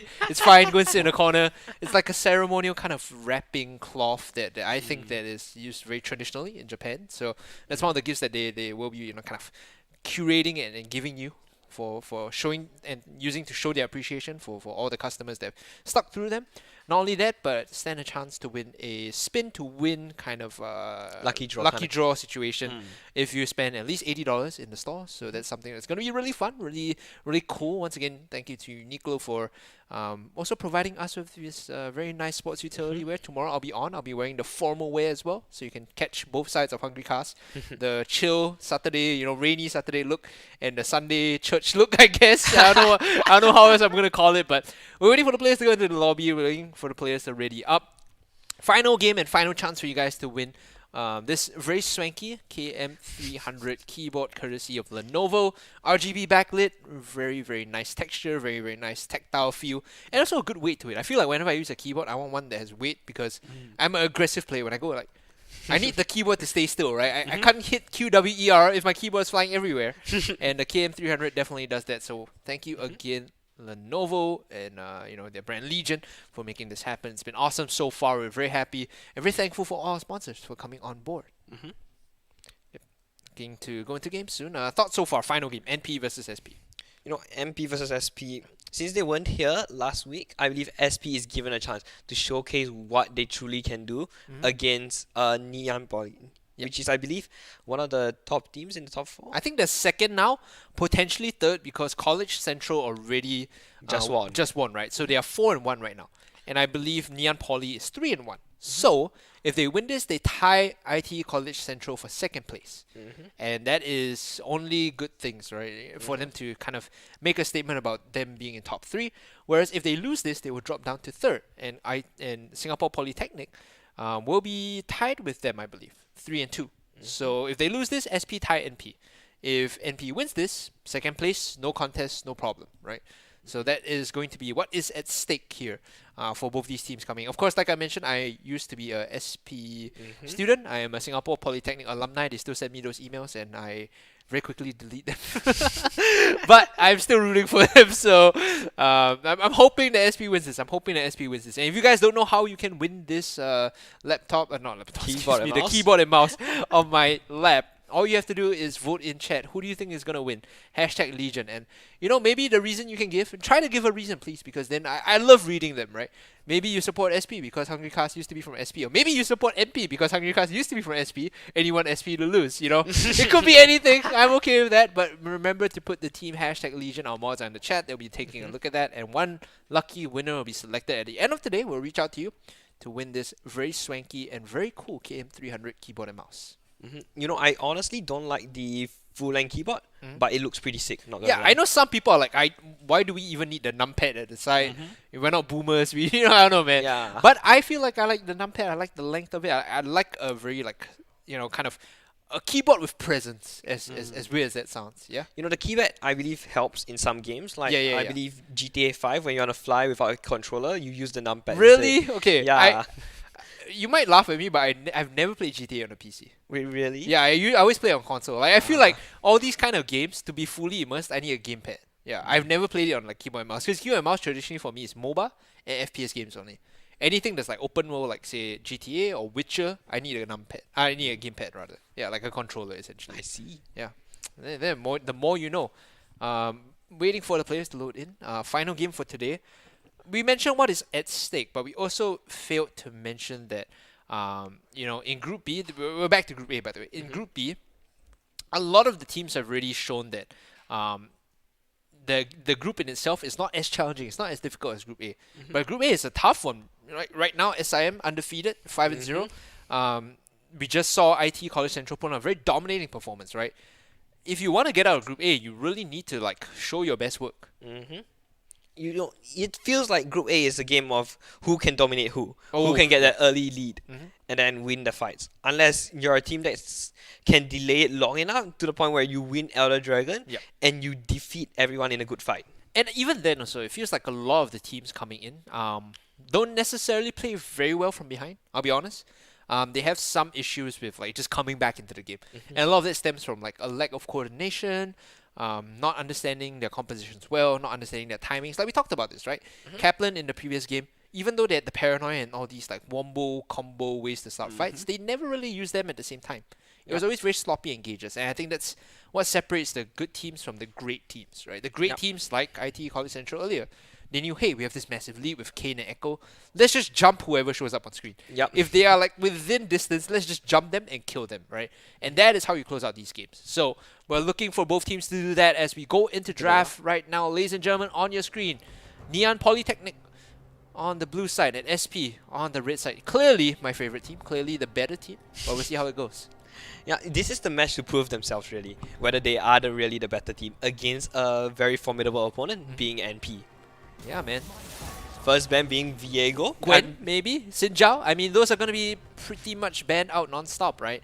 High priority, high value, very effective in the current meta. Silas is also one that has, kind of risen in ban popularity during Campus Legends so far. Maybe if they want, they bring out the Rise just to play. Into the Silas? Who knows? It could be. It is a pretty interesting pick. I think Rise into Silas is actually really good. You give the Rise out over to Silas. Yeah. So wherever Rise goes, Silas will follow. And the Silas can cancel the Rise out, steal his out, and then move forward. Did they not ban? Did they just choose to not ban? Can I get confirmation from someone? Like, did they not ban? choose to not ban? Is SP trolling here? Are SP members not here? Question mark. I mean, I could see a way or a universe where they just want to leave as many things open and not thin the pool. We'll find out in 10 seconds as we just got word that SP might have just opted to skip their first ban. I think they might also skip the second. Hello? Guys? Are they? Okay. We're out of here. I think someone might have disconnected. There's a clear indication someone disconnected. Okay? So back to the casters. Unfortunately, Leon I think was the first position. So as a top laner, all the banning responsibilities fall to you. And then maybe he just went to the toilet. Yeah, maybe he just went to the toilet, right? He's like, okay, I don't think I will be the one who will be the banning, but I might just go to the toilet real quick, yeah? Or he's on Facebook. And he's like, oh, I'm supposed to ban. Oh no, I forgot. Yeah, maybe it happens, right? It happens to the best of us. Yeah, I remember playing like this is again, I'm starting to sound like a boomer, but I used to play in like not competitive, but like qualifiers for competitive. So we actually we were on a different ban system back then. Yeah, so it was only 3 bans, not 5, right? And my captain, who was the top laner, forgot to ban 2.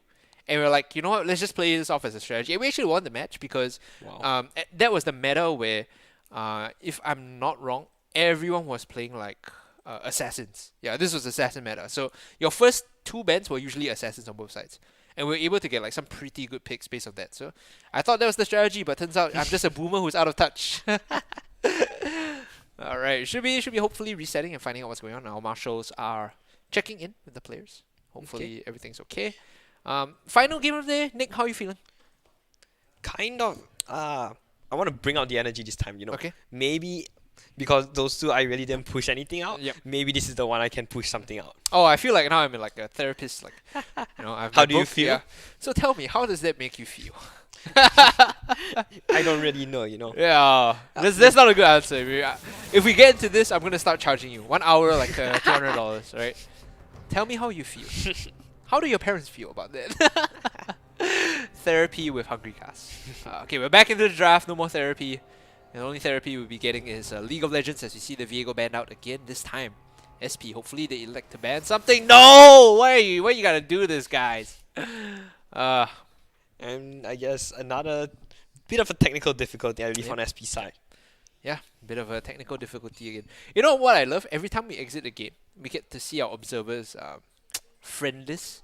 And for the boomers out there, you guys might recognize his friend list because there's a team there called Nyan Zone.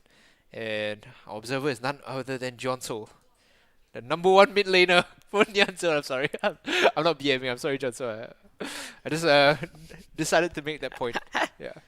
We're trying to figure out what's going on, and this is why I'm kind of like digressing a lot, right? So back to therapy. No. You want to bring your energy up? I think that's definitely a good way to go about it. Yeah, definitely more hype is what we're looking for. Yeah. Right? Also, since we are on the final game, and we had that webinar earlier today, I want to ask you honest opinion. Thoughts about possibly going to Kaplan Murdoch. Are you considering it as an education, a further step in your education? For me, I don't really look at to university as like a place where I want to go. Oh. In Singapore, it feels like you get a diploma, that's good enough. You go to a degree. Hot take. You go to a degree, it feels like, okay, I'm gonna waste I don't know how many 4 more years, and hopefully I get a job at the end. But you could also get a diploma at Kaplan. Oh wait, you about can? that, yes, You can get a diploma at Kaplan. There you go. You see, yeah. So and that's a possibility. what you should do is go check out the. Well, I think it's closed right now because it's like it's 5:10, 5:12. right? Yeah, it's 5:12. So the open house unfortunately is over. is sad. over, right? Unless they decide to extend it. But what you should do is reach out to one of their dedicated program managers to find out what program will suit you, Nick. That's probably your best course of action. Just reach out. They have those people out there waiting. Okay, there we go. We're back in bands. Okay. Yeah, first ban for NP will be the Kled instead of the Viego. Okay. And SP banning out the Singtao. Okay, I'm not sure what's going on per se, or rather, okay, no. So it was because Colette was their second ban, so they're just more or less just going through with it. Sinjao banned out. We kind of pointed this out. One of the tier ones rising to popularity right now. If you leave it open, very strong early game presence. Very effective at team fighting as well. The way his ultimate works is that anyone outside the circle just doesn't do damage to you. And I think in a sense, you get this pseudo tankiness. Yeah. I recommend skipping. I think we're gonna get a Gwen ban. Gwen W just works just like Sintao's ulti. Yeah. Like, why would you have that when you have Gwen who just does the exact same? Well, I would make the argument that Sinchao has better early dueling potential.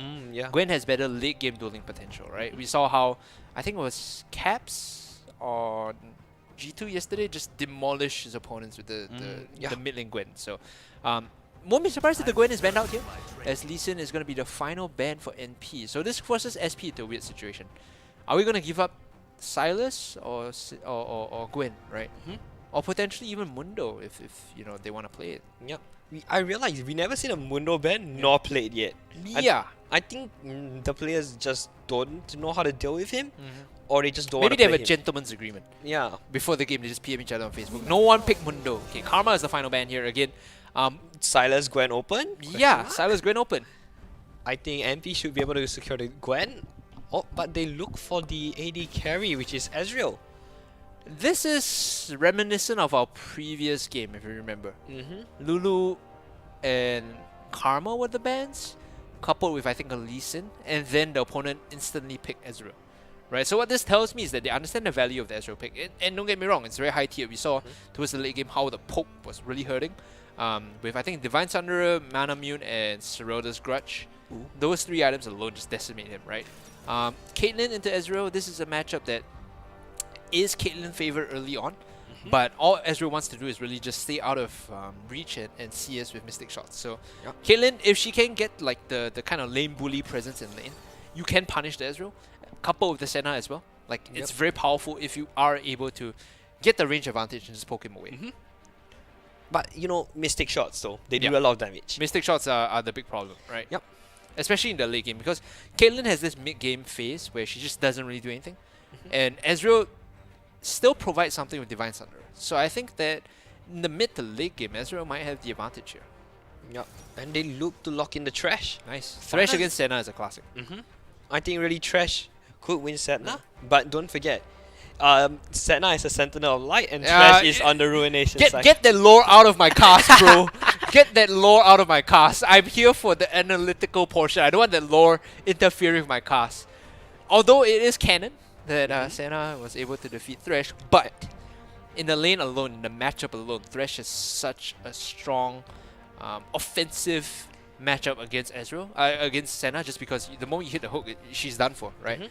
No amount of, disengage, quote unquote, is going to keep her safe, as we see the Gwen being locked in on B3.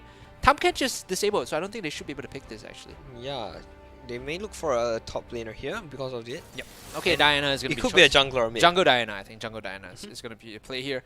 Once you see the Gwen, this is when your mind has to start figuring out solutions. Because she's a very good duelist. Are you A, going to one-shot her because she's very squishy? Or B, you find someone that can out-duel her? Which is tough. There's only like... A few champions. Yeah, a few champions that actually do that. So maybe you just go for burst. And I think Diana is one of the picks that facilitate the burst. If she's like within your zone, you hit her with the Moonfall, the rest of the team collapses, she dies, right? Inside her Shroud, yes, she does have additional resistances. She can't be targeted, but as long as you're able to lock her down, she will still die. And we're gonna see Senna's husband being banned out, that being off Lucian. Yeah. So I think they're trying to lock out the mid laner for MP or even their top laner for the side of SP to ban out. Yeah, those might be the plays here. As we see Silas being banned. Silas again one of the few matchups that can duo the Gwen. In terms of effectiveness, you are able to hold your own against the Gwen, just purely because your numbers are better, right? She heals, but you heal faster and harder. She has no CC, you do, right? So in this duo, the Silas is a better matchup, I think. So maybe SP may look to ban out a certain top lane champion, such that they can look for the fight against Gwen. Top lane champions here that are valuable. Okay, the Orianna is banned out. Surprising that they are leaning towards the Orianna. Maybe they're worried about the matchup against the Diana. I would have liked to see, like you said, a top lane focused ban to find a good matchup. In the last two, it should have been top lane bans, I think. So at least you can play through top if it's going to be a Gwen top. Yeah. Right. Final ban for MP. What would it be? Are you certain? And it's a LeBlanc. Another bursty champion that deals with the Gwen. Between her mobility as well as her chains, it doesn't matter if she's untargetable. If you can hit her inside the zone with your chains, you still lock her down in place. So it's a very problematic matchup for the Gwen. That being said, there are still options here to deal with the Gwen in terms of burst. You could, off the top of my head, I'm thinking what teams are playing. Camille as a duelist is okay in the top lane. I'm trying to figure out. Like I'm thinking here, what are the choices that would work? Maybe what if you what's that called? Malzahar? You just out the You could person, lock her in place with Malzahar. Yeah. and then your team can come in and then just find the kill on her. Set up the gang for the jungler. But one big issue here is that because it is Diana, potentially in the jungle instead of mid, you need an AD mid laner. You need an AD mid laner, and you already have an AD top laner. So you need an AD mid laner that's able to burst them down. Maybe Tristana might work actually. Tristana might be a decent option. You can do Tristana, but then you have triple ADCs. You don't have a tank. The draw from SP looks a bit wonky in my opinion. Kiana here, and the set being locked in. Could be a Kiana jungle, but I haven't been seeing those recently. Yeah. Okay. No. Okay. So it's gonna be, I think, Gwen jungle, Kiana mid, and set top. Good mix of damage between the set Kiana and Ezreal Gwen. Physical and magic hybrid, right? Thing is, they don't have any good lockdown. They don't have any good crowd control apart from the Thresh, which is problematic. They do have to set what's that? Phase breaker? Yeah. That pulls them in. That's the other thing that can CC. Well, how reliable is that, right? How reliable is that really? Okay, so they go for the Renekton here, which it should be a Renekton mid with the Diana jungle and a Camille. So again, we talked about this.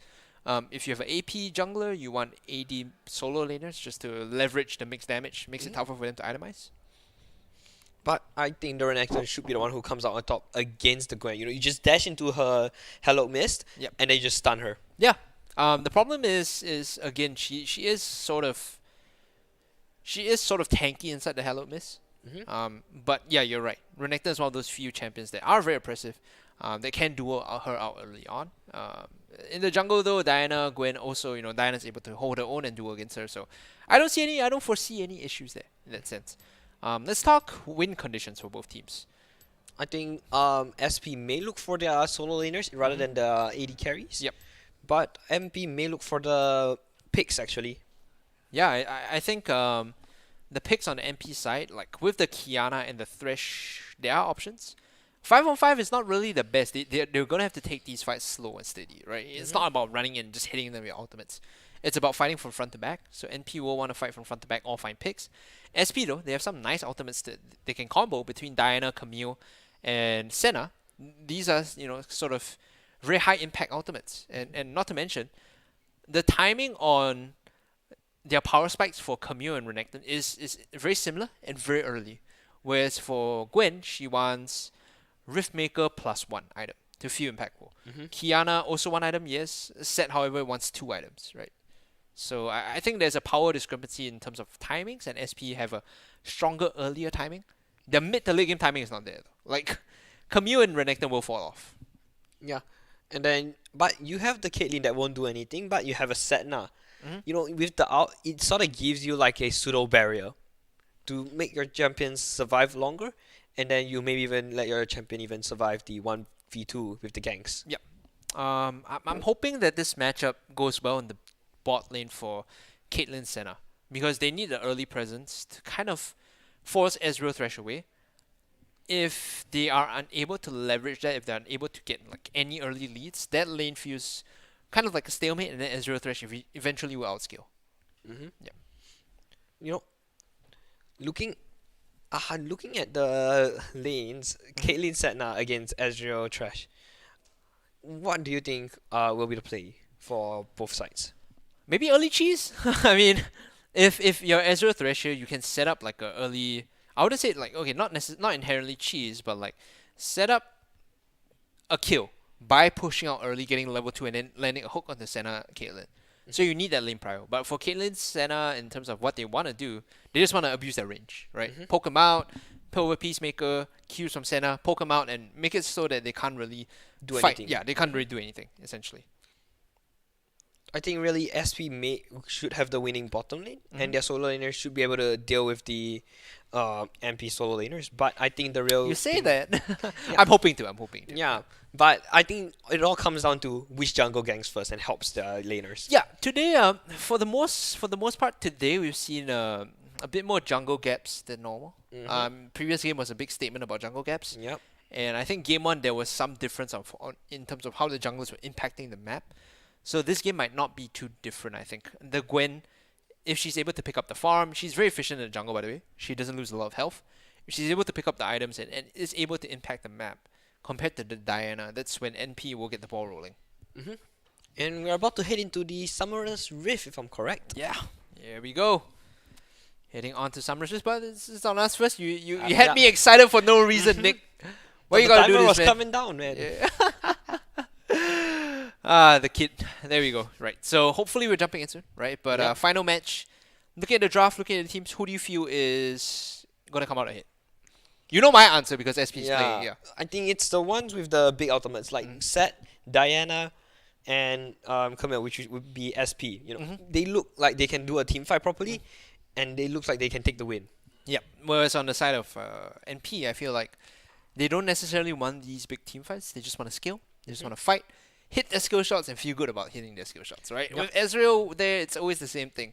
1 mystic shot, 2 mystic shot, next thing you know you're half health. Yep. That's the. And then in late game, it's just 1 mystic shot. You're just one gone. mystic shot and you're half health. With a true shot barrage, I did. So that's the game plan for MP. We'll see if it pans out though, because it takes a while to get there. And they have to kind of go even and kind of not fall too far behind in team fights first.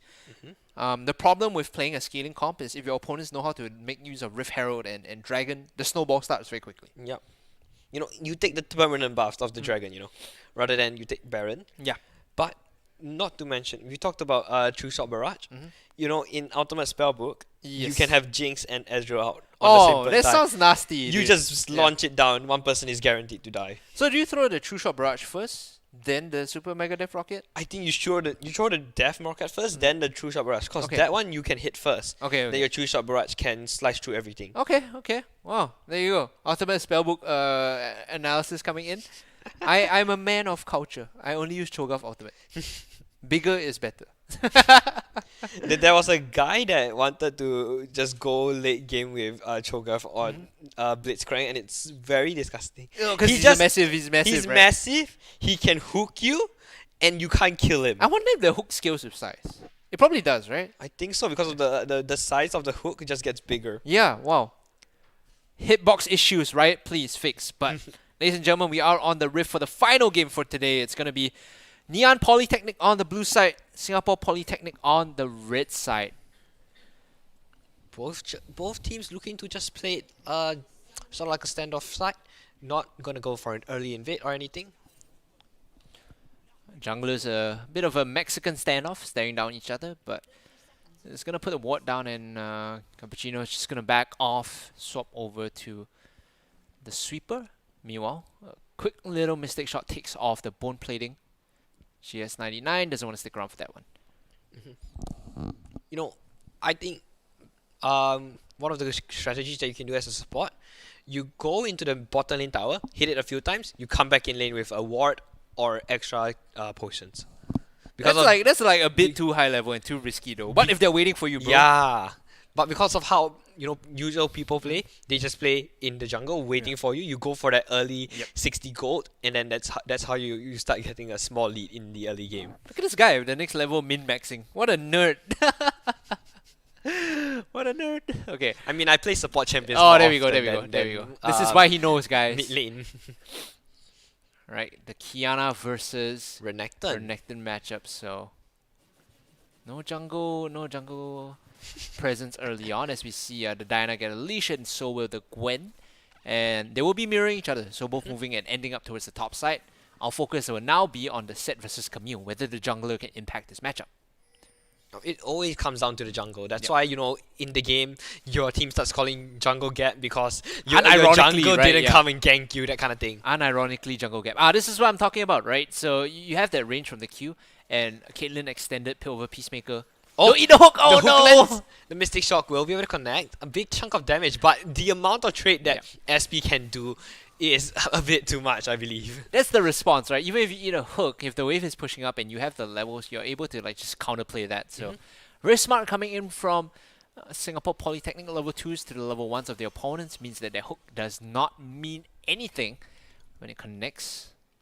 Oh, Renekton may look for a top gank. What is this? Hello? I think this is an early gank that you look.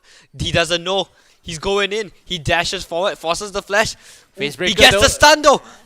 And Haymaker survives. Oh, they ignite! They got him, boys! They got him with the level 2 roam. I mean, the mid lane ping, he's missing. Right? Yeah. So then you should know as a top laner. Alright, guys. Mid lane's missing. I'm gonna be dead. Yeah. Goodbye. And you force the TP out again. Honestly, I thought there was going to be an outplay because he was able to flash Facebreaker and Haymaker, right? And I thought the shield would have been enough, but apparently when you cast the Haymaker, the shield immediately goes off. Like, it wears off very quickly, which is why he died to the Ignite afterwards. He could have survived, He could have. And now SP starts off the game with a 400 gold lead. Yeah, that mid lane kill, rather mid lane roam into a kill gives him this big advantage, and he's going to try and contest this, but he's being sandwiched right now. He's going to slice and dice through, get rooted up in place, and eventually back off. Hold on, a bit of a technical issue right now. Let's see if I can move over to hopefully get a better look on this. Okay, cool. We're back here. So, fight happening in the top jungle. The Gwen is getting caught out. She's going to have to jump across the wall and get to safety. But again, these are weird janky roams coming in. Not sure if that's the play coming in for NP, but SP are very proactive on the map. They're able to make things happen. Yeah, you're looking at their roam. It seems like they want to be able to impact the map more often. But this is the early lead we're talking about, right? The early lead from the Camille and the Renekton. They're able to find everything that they need. Meanwhile, top side, we see a Facebreaker in and another Haymaker, but the Adaptive Shield is good. And the Camille is able to hold her own in this trade. Unfortunately, the early First Blood did punish the set a little bit, so he's going to have to just kind of sit there and take it. Meanwhile, I think Camille, the passive, helps her survive. I think the shield really will be the one that saves her life. I mean, she times the shield very well, right? It's able to soak, even though it is kind of like true damage, quote-unquote true damage. The follow-up damage is what matters for the shield. Yep. Yeah. Even the shield is what it works like a pseudo set Haymaker kind of thing. But it only blocks physical damage. So I think it works against set with him doing AD. Yeah, exactly. See another cheeky gank coming in, spotted out by the ward, but they are going to force this one here, trying to jump in. As the Diana will not find the range to do so, Gwen is here to find the answer. Meanwhile, it forces disengage from the side of Singapore Polytechnic. They don't want to stick around for this. Every time they see the Gwen, they're like, nope, out of here, don't want to fight. And this is going to be the end of that kind of skirmish. Rotations coming out from the Thresh into the mid lane. He wants to put another ward down. We'll spot out the control ward and clean that one up. Looking for the in here. Here's the call. The Meek, the shield coming in from the Lantern. It's not enough. And that is going to be the kill for the Renekton. Now popping the dominance. Looking to chase on in. Just for good measure. The health bonus from the ultimate keeps him topped up. Keeps him healthy. Keeps him safe. He's still going to be able to push in the mid tier 1 with the Diana. Meanwhile, a flay back in. Another turret shot. No! Okay, he's barely going to survive. Oh my goodness. That had me clenching just a little bit too much. Unfortunate, but Nick is on a timeout right now. Nick is on a timeout right now, so I'm just gonna be holding my own here, casting this. I got Nocturne ulti. Yeah, Nocturne ulti basically. Unfortunate, but things happen. Now, looking for the jump in on the top lane. It's a 2v2. Oh my goodness, the damage from the snip, the needlework. They get the kill, and now they're turning onto the Diana. The Camille's already dead. Meanwhile, she has to run for her life. The flash across the wall gets her to safety. Diana is not sticking around for this one. She's, in fact, going to move over to the Crux. So I'm not sure if that is the smart play. She's going to get jumped here. Electrocute proc. They're chasing. They want it so bad. The W. Oh no, the ultimate, but not enough damage to get the kill. And now there's going to be a 1-for-1 trade. No, an execute coming out.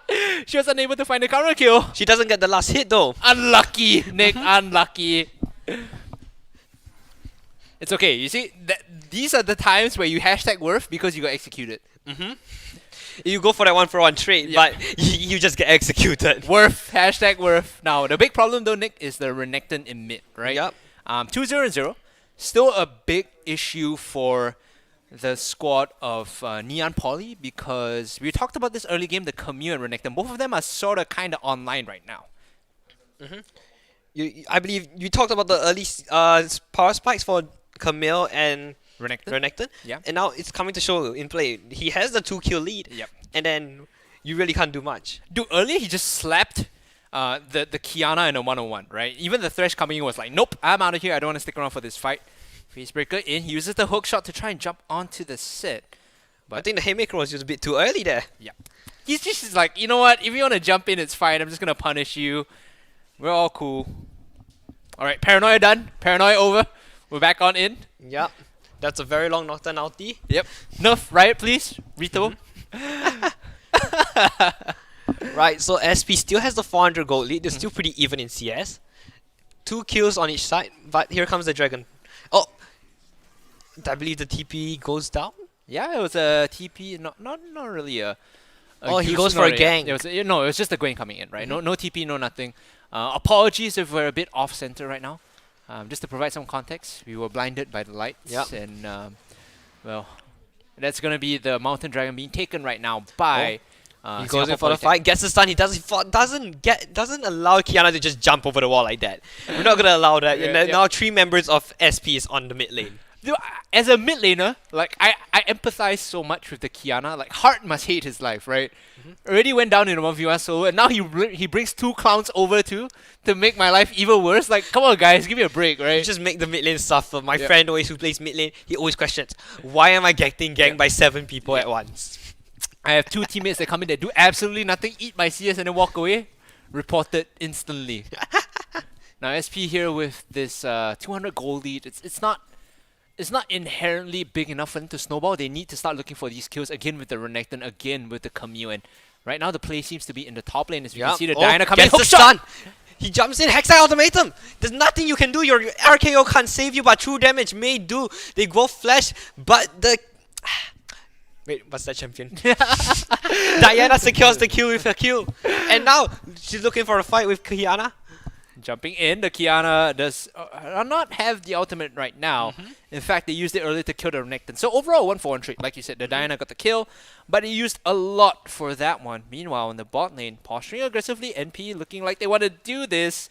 But ooh, they missed all the skill shots. Fancy feet. You love to see that. Ooh, that hook was nearly missed.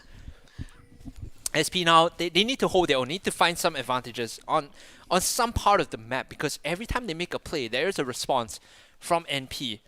Is this bot lane where SP can find something? Because in terms of CS, they're only even. They're not really bully out their opponents. As True Shot Barrage is going to cut 2 people in half. and get big value out of that. If you hit 1, it's good. You hit 2, it's like stonks. Yes, dividends coming back, and then but then you still have your, who's that? Wait. Setna that can just heal back your ADC and your health back. So the True Shot Barrage, it gets the stonks, but it's the it gets kind of like Diminishing nullified. stonks, yeah. Yeah. So it's only temporary stonks. Yep, the heal is there. You can see that the Caitlyn also with fleet footwork is going to be able to heal up. Has the biscuits as well. So that's very valid in terms of the sustain. I think the CS leads have been coming into play right here. MP has the CS lead.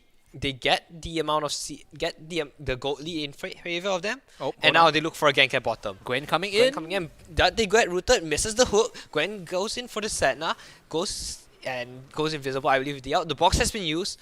No one's gonna step into it as I think that's just a wasted ulti for the trash. Still, you can see another big rotation coming down from the Kiana. Immediately doubles back, says, nope, I don't want to be here. The rotation in from the Diana, like you called out, is able to suppress the gank, although a lot of ultimates were used and a lot of summer spells were used as well. It was a heal burnt on the side of the Caitlyn, and I believe an exhaust from the Senna. So the side that comes out ahead in that gank is going to be NP, and they're not letting up pressure anytime soon. You can see that Cappuccino is still looking for stuff inside the jungle, looking for potentially a gank, forced play here. Yeah, a gank or a dive, and they don't have the window just yet. Rotating to mid instead. Big ultimate. Big ulti. He gets the stun. Now here comes the Gwen. He pops the ult. Gwen misses the ult as well. Needlework in. The last shot. Won't be Hextech Ultimatum used to save his life. Camille sacrificing the life for the Renekton, but it could be a 2-for-1. He goes in big health field right there, and they both get shut down. Now the gold lane is back into SP. Yeah, that was a big fat ultimate coming in from the Diana, right? And find a top laner that loves you as much. No, find a partner in life that loves you as much as the Camille loves the Renekton. Dude, he sacrificed himself with the Hextech Ultimatum just to make sure he lives and comes in for the counterplay of the Diana. Yeah. That is actually insane. When I was playing solo queue with Johan, this feels like it. He's sacrificing himself for you. You don't know when which side is winning. It's both equal. It's like a heartbeat up and down. Yep. Oh, this is exactly what my heartbeat would be if you attach the monitor to my chest. And SP are the ones with the lead for now, momentary leads, right? Still, all things considered, their composition, they do need like a big explosion of gold early on to really feel impactful. This is not enough just yet. 4-1-0, the Renekton is carrying most of the advantages as far as we can see, with a double shutdown earlier. Can he make this gold work for him is the question. He needs to find something with this advantage. Otherwise, SP is just going to fall by the wayside, because slowly but surely, the side of Neon Poly is scaling up. Zed is starting to pick up items, Gwen is starting to pick up items, and surprise, surprise, Ezreal is starting to pick up items. Yep. And you see even on the top side, the true damage is enough, the shield will come in, but I think what really matters on the top lane is that Parch. It allows Camille to trade so efficiently to the point where even though you're losing CS, I can set up a gank for my jungler to come help me. And look at that, true damage doesn't even do anything as Camille gets a very good trade in the top lane. Maybe Phase Breaker could be used to pull her back in, but Gwen will be there just to start the Rift Herald. This should be going down really quickly. They will be trading the Rift Herald for the Ocean Dragon here. And this is the second one. So we kind of talked about this also. SP, they have these kind of ways that they want to play out their, to account for the lack of late game. And one way is scaling with Dragon Soul and Elder Dragon. Even if your composition does not do well in the late game, being able to pick up those objectives, being able to scale into Elder is just a big way for you to win, and I don't think they can really find anything here. Smart moves from the Kiana to dive away. They will see 2 members on the top side though. This is very dicey for Camille. I don't think she wants to stick around here, Nick. Especially when the Herald's used. There's 3 and the Herald. Nothing you can do. He tries her best to get out, gets pushed back into the out, tries her best to survive, but it won't be enough. As he goes Hextech Ultimatum, goes unstoppable for a while. And meanwhile, the bot side, hello? Hello, what's happening? The trash doesn't... He just gets away to tell the tale. Oh man, that is... And the hook no, not like this, SP. And You're breaking my heart. He goes in, he wants the kill. Okay, the last basic shot doesn't hit, but SP, you are breaking my heart. they lose so much on both the top and bottom half of the map, and they might just get inhibited as well. Oh no! This may be the fastest game of the Campus Legends. No. They can't end this. They just want to hit chip damage, right? And that Herald, dude, got one charge off the top tier 1. Get the charge on tier 2. And then you get the charge on the hit big value as the Renekton comes in. Okay, they get that one. TP in. TP though. They may lose this as they have TP is being matched. Haymaker not gonna be used. He goes in for the RKO, but here comes Camille. Gets the stun off. Haymaker being used. Big damage, but it's enough to find the Renekton. And now it sets on the pursuit. Gets the root. Camille won't be able to follow up, I believe. And here comes Set now with that range. He's gonna run away, and that's another stun. There's nothing you can do with that chain CC. Yep, so good coming in. It was a bit touch and go for a second there. When he turned around with the big Haymaker, I was like, oh no. SP, you're gonna break my heart again, but they were able to chain the CC like you jumps said. over the wall, gets the out off, gets the stun, chain CC to death. Solo Bolo coming in for the Kiana. Heart says, you want to gank my lane, guys? Really? You want to do me dirty in the laning phase? I'm gonna find you in the jungle and I'm gonna kill you. He's just that one guy. Yeah. I know where you are. I'm coming to find you. He's less taken, more John Wick at this point. And now you see the goalie is now back in NP favor. And then watch it be again back in SP when they take a good team fight. I don't know. You say that, but SP, they might have just, kind of crossed the Rubicon, so to speak, because their composition does not do well playing from behind. I think for the most part, it's very difficult for them to take good team fights when they are this far behind, and the hook over the wall nearly lands. You could feel that one. You could feel that one on your legs. Another two-shot barrage. Lands no one, not enough. Yeah. It goes in. I think he's a bit... good lantern there. But trash. But again, this is what I highlighted during the draft phase. SP, if they don't have massive goal leads, they can't really take fights because of all the kind of tools that the enemies have. And here, you're kind of stuck defending this lane that has no inhibitor turret, right? At any point, there's going to be your inhibitor down. And how do you play that from RKO back of the tower, force the ulti. Haymaker you use, the stun will be able to connect. But Diana on the back line finds Gwen maybe. And then Ezreal gets the kill onto Renekton. Hex the ultimatum used onto the Gwen. Ooh, good come from the Kiana to save the life. Yeah, that was a big supreme display of talent coming from the Kiana. That's our alternate name, by the way. Just hitting 3 members into the wall and being able to turn that fight around. It was kind of, again, it seems like SP are able to take these fights to start it off. But because their comp does not do well from behind, they're unable to close out these kills because they need explosive goal leads to make things happen. They don't have that. They can't take these fights, and every time NP shows up, they're able to turn the tides on Singapore Polytechnic because they don't have the goal, because they don't have the snowball. Yeah, and then now this is starting to feel like the IT College Central game, where NP just yikes. I can fight anyone, anywhere. Big yikes as we saw the set looking to push down that inhibitor, but it's like 18.5 minutes in the game. The respawn timers are so low that you don't get any time alone. It's impossible to solo push just by himself, but the good news is, for him, items-wise, build-wise, he is leagues ahead of the Camille. He's just going to be fine sitting in lane against the Camille and split pushing in the top lane if he wants to. I think now SP realize, Gwen can heal off her Q. I need to buy execution as calling now. And they're starting to start piling that up. There's no way they let this one go. Look, again, they want to fight anyone, anywhere. Tries her best to get out. He gets rooted, however, but the turret's there. Maybe survive, but gets a good stun. Won't be able to survive this as the needlework just stitches her up. Good kill coming in. I think that was a Stalker's Blade too, or Prowler's Claw rather, excuse me, from the Kiana. So she has double gap closes, which makes it so difficult to run away from her. Coming in here though, maybe even a dive, It's a set. It's still a solo set, so we're not that far in the game where he's able to jump 2 on the turret. Problems are there for Singapore Polytechnic. They can't defend this tier 1, so they have to back off. Yeah, and then now MP, because they lost the first 2 dragons, they now get to secure their upcoming dragons, Looking for this. They look for a fight, but Kiana gets chunked out. Look in the jungle. Renekton can't even get out. He goes for the fight, gets the boxed. He can't do anything. He's just slowed, can't fight anything. And Ezreal! The Kiana just gets the kill. The one shot on the Caitlyn is straight up nasty. You stepped up a pixel too much. Yep. And that's the thing about the Kiana, right? People forget that when you have the mountain element attuned, it does missing health damage as well. Like bonus missing health damage. So if you're like below 20%, if you're at 30%, she will one-shot you with Stalkers, either Prowler's Claw as well as the Q. So this is the big problem right now that you have to deal with if you are playing up against the Kiana.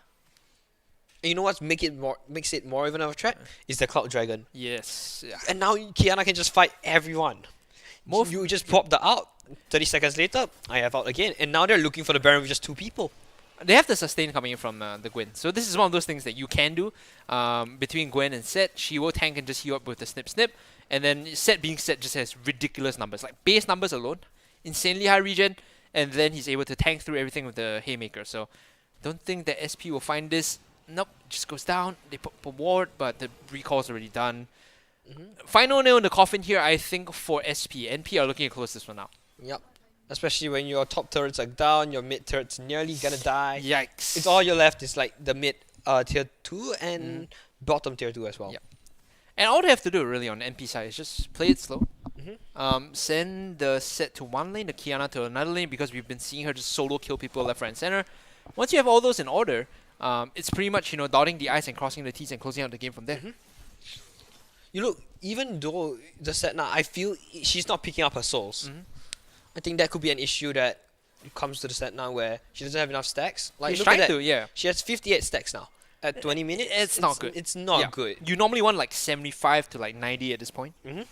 Oh, hook in. Hulk over the wall, goes in for the dive. Box will be used. Won't be enough damage as he lives to tell another. Lives to survive. Lives to death. Never mind. He lives with a sliver of health, kind of thing. Okay, so Baron buff pushing in mid tier, mid inhibitor. They're looking to close out this one. Like I said, split push is there. Send Set to one lane. You could have Kiana on top, but they realize, hey, we can just walk to top after we push in the mid lane. There's no real reason for us to split up, especially because they want to force these fights with the Kiana ultimate. So now they will walk over. The Gwen is going to take the inhibitor in top lane. The final inhibitor in bot lane should fall here as well. And double SP. super minions. Oh, Moonfall in. They're looking for the final fight. Yep. Oh, look at the amount of stuff. They just get cut down. They do pick up a shutdown on the Caitlyn. And now Caitlyn may even find the other onto the Set. But Set's Haymaker is way too much. Set gets stunned. And look on the tower. They just get shredded. Hook over hook. Nearly lands. Forces the flash. And there's nothing you can do as SP. As NP looks to close out the game and prove themselves that they are the dominant team here. Yep, they just won the last kill for the KDA. Snip is the name of the game here as Neon Polytechnic. They will defeat their brethren from the West. SP breaking my heart in this game. Unfortunate, but it will be so. The early game went well for them, but again, the win conditions were what? Get ahead early, snowball, and win team fights. When you're unable to do that, when you're unable to really find anything, this is when, Neon Poly are so confident taking these fights. And then because of that, you lost your early game. Like you said, it allows them to win their fights. And now you even look at the Kiana. Yeah. She's an assassin. She can just be alone by herself. Yeah, I mean, the way they found those fights between the Gwen and the Kiana, it's just like, who are you going to send to really deal with them, right? You don't have a good answer. You don't have a good reply to really fight 1v1 or even 2v2 for that matter when the Gwen joins in. It's a very big problem, and I think this is why we see Gwen being banned so much or picked so often in other tournaments, is because when she does pick up those items, it's the Rift Maker into the Cosmic Drive that feels so good because she has Ability Haze, she has a certain amount of Spell Vamp or like Omni Vamp, and she also has like movement speed coming from the Cosmic Drive. So it's all very problematic. Yep. Back in I think last season, Hextech Gunblade could be my favorite item. Yeah, it was sad that they removed it. Because I used to one trick Akali like last season, the season before, when they just reworked her, and like you had to you just rush Hextech Gunblade, And I think it's in a similar vein. That's the same problem, right? Once she gets the item, it unlocks her kit so much more. The sustain is there, sticking power is there, dueling power is there. Yep. So it is a troublesome pick, and I think the SP kind of glossed over it. They kind of looked over it. They forgot how obnoxious it could be, and they paid the price. They really paid the price. Yeah. So with that, ladies and gentlemen, SP broke my heart. They will drop game number 3 of today, and well, Neon Polytechnic, they'll be moving ahead in the standings. Let me check out my little red book to see how we are in terms of overall. So, as my book tells me, it seems as though Neon Poly will be at 4-1 right now, tied with IT College Central your school, in second place. SIM 5-0 right now, still sitting at first. And of course, the rest of the teams just chasing the pack leaders, trying their best to keep up. Yep. And I think today's results kind of tell us a story about how Group A is going to develop, right? Yep. You have these teams at the top, just untouchable, looking very dominant, and then teams that are struggling, to really keep up. And then because of that, it sets the stage where the top 4 are really gonna be in the end for the knockout stage. Yeah, the top 4 from each side, definitely ready, definitely on point. And speaking of ready, if you guys have been, diligent in voting who you thought was gonna win the matches for today, well, time to find out who actually won the KM300. I'm going to pick that up right here and we'll put it on my screen, on my lap, as we see the winner for today of this very lovely KM300 keyboard, courtesy of Lenovo. Keyboard and mouse combo, courtesy of Lenovo. Drum roll, please. I don't have a drum. You're so lousy at this, dude. You're so lousy at this. Okay. Lack of a drum roll aside, let's take a look at the winners for the giveaway, and it should be up on the screen very soon. It's gonna be Guppy Fish that won the keyboard. Congratulations, Guppy Fish, and I'm sorry my co-caster was unable to give you an appropriate drum roll. At least give her or him a round of applause. Hey, 掌声鼓励。 Alright, a member of the team will be reaching out to you to find out, or rather get in touch so that you can collect your prize. And I believe that is all she wrote for our week number 5 of League of Legends. Let's take a look at the brackets and how everything has panned out so far, the standings of Group A and Group B, so we can get a bigger picture of how Campus Legends League of Legends Edition is panning out.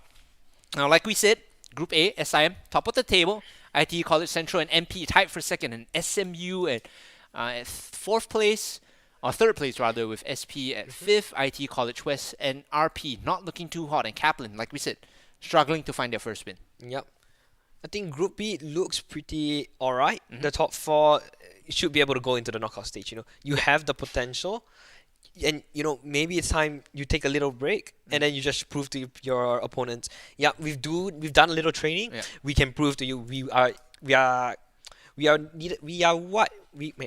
proved. Okay, I can't. I don't know what to say. Okay, we just did receive word that not all the matches are updated and played, so this will carry on updating as we go along. And if you guys are interested to find out more, head on over to the Campus Legends Facebook page as well as the SCOGA Facebook page. We also do have a TikTok that you can watch the matches on every week. Not to mention, we also have a Instagram page where we do giveaways. I believe in the past couple of weeks we were giving away a $100 Uniqlo gift card. So very awesome stuff. If you guys are not keen into all that, do head on over to all our social media channels. Everything Campus Legends and SCOGA related will be there. So a lot of awesome stuff to be won as well. This has been, week 5 of Campus Legends League of Legends Edition. Tomorrow we take on Campus Legends Mobile Legends Bang Bang Edition. So that's going to be fun. I'll have another caster with me here. And I'll be dressed up in my best Sunday, church attire to bring you guys all the games. But for now, I've been Hungry Cast. Alongside me has been Gobstay. Thank you so much for tuning on behalf of production, the ops team, the players, everyone that really put effort into Campus Legends. Thank you so much for tuning in. Remember to practice social distancing, get your vaccine, and stay safe out there. See you guys tomorrow, same time. Have a great weekend. Bye-bye.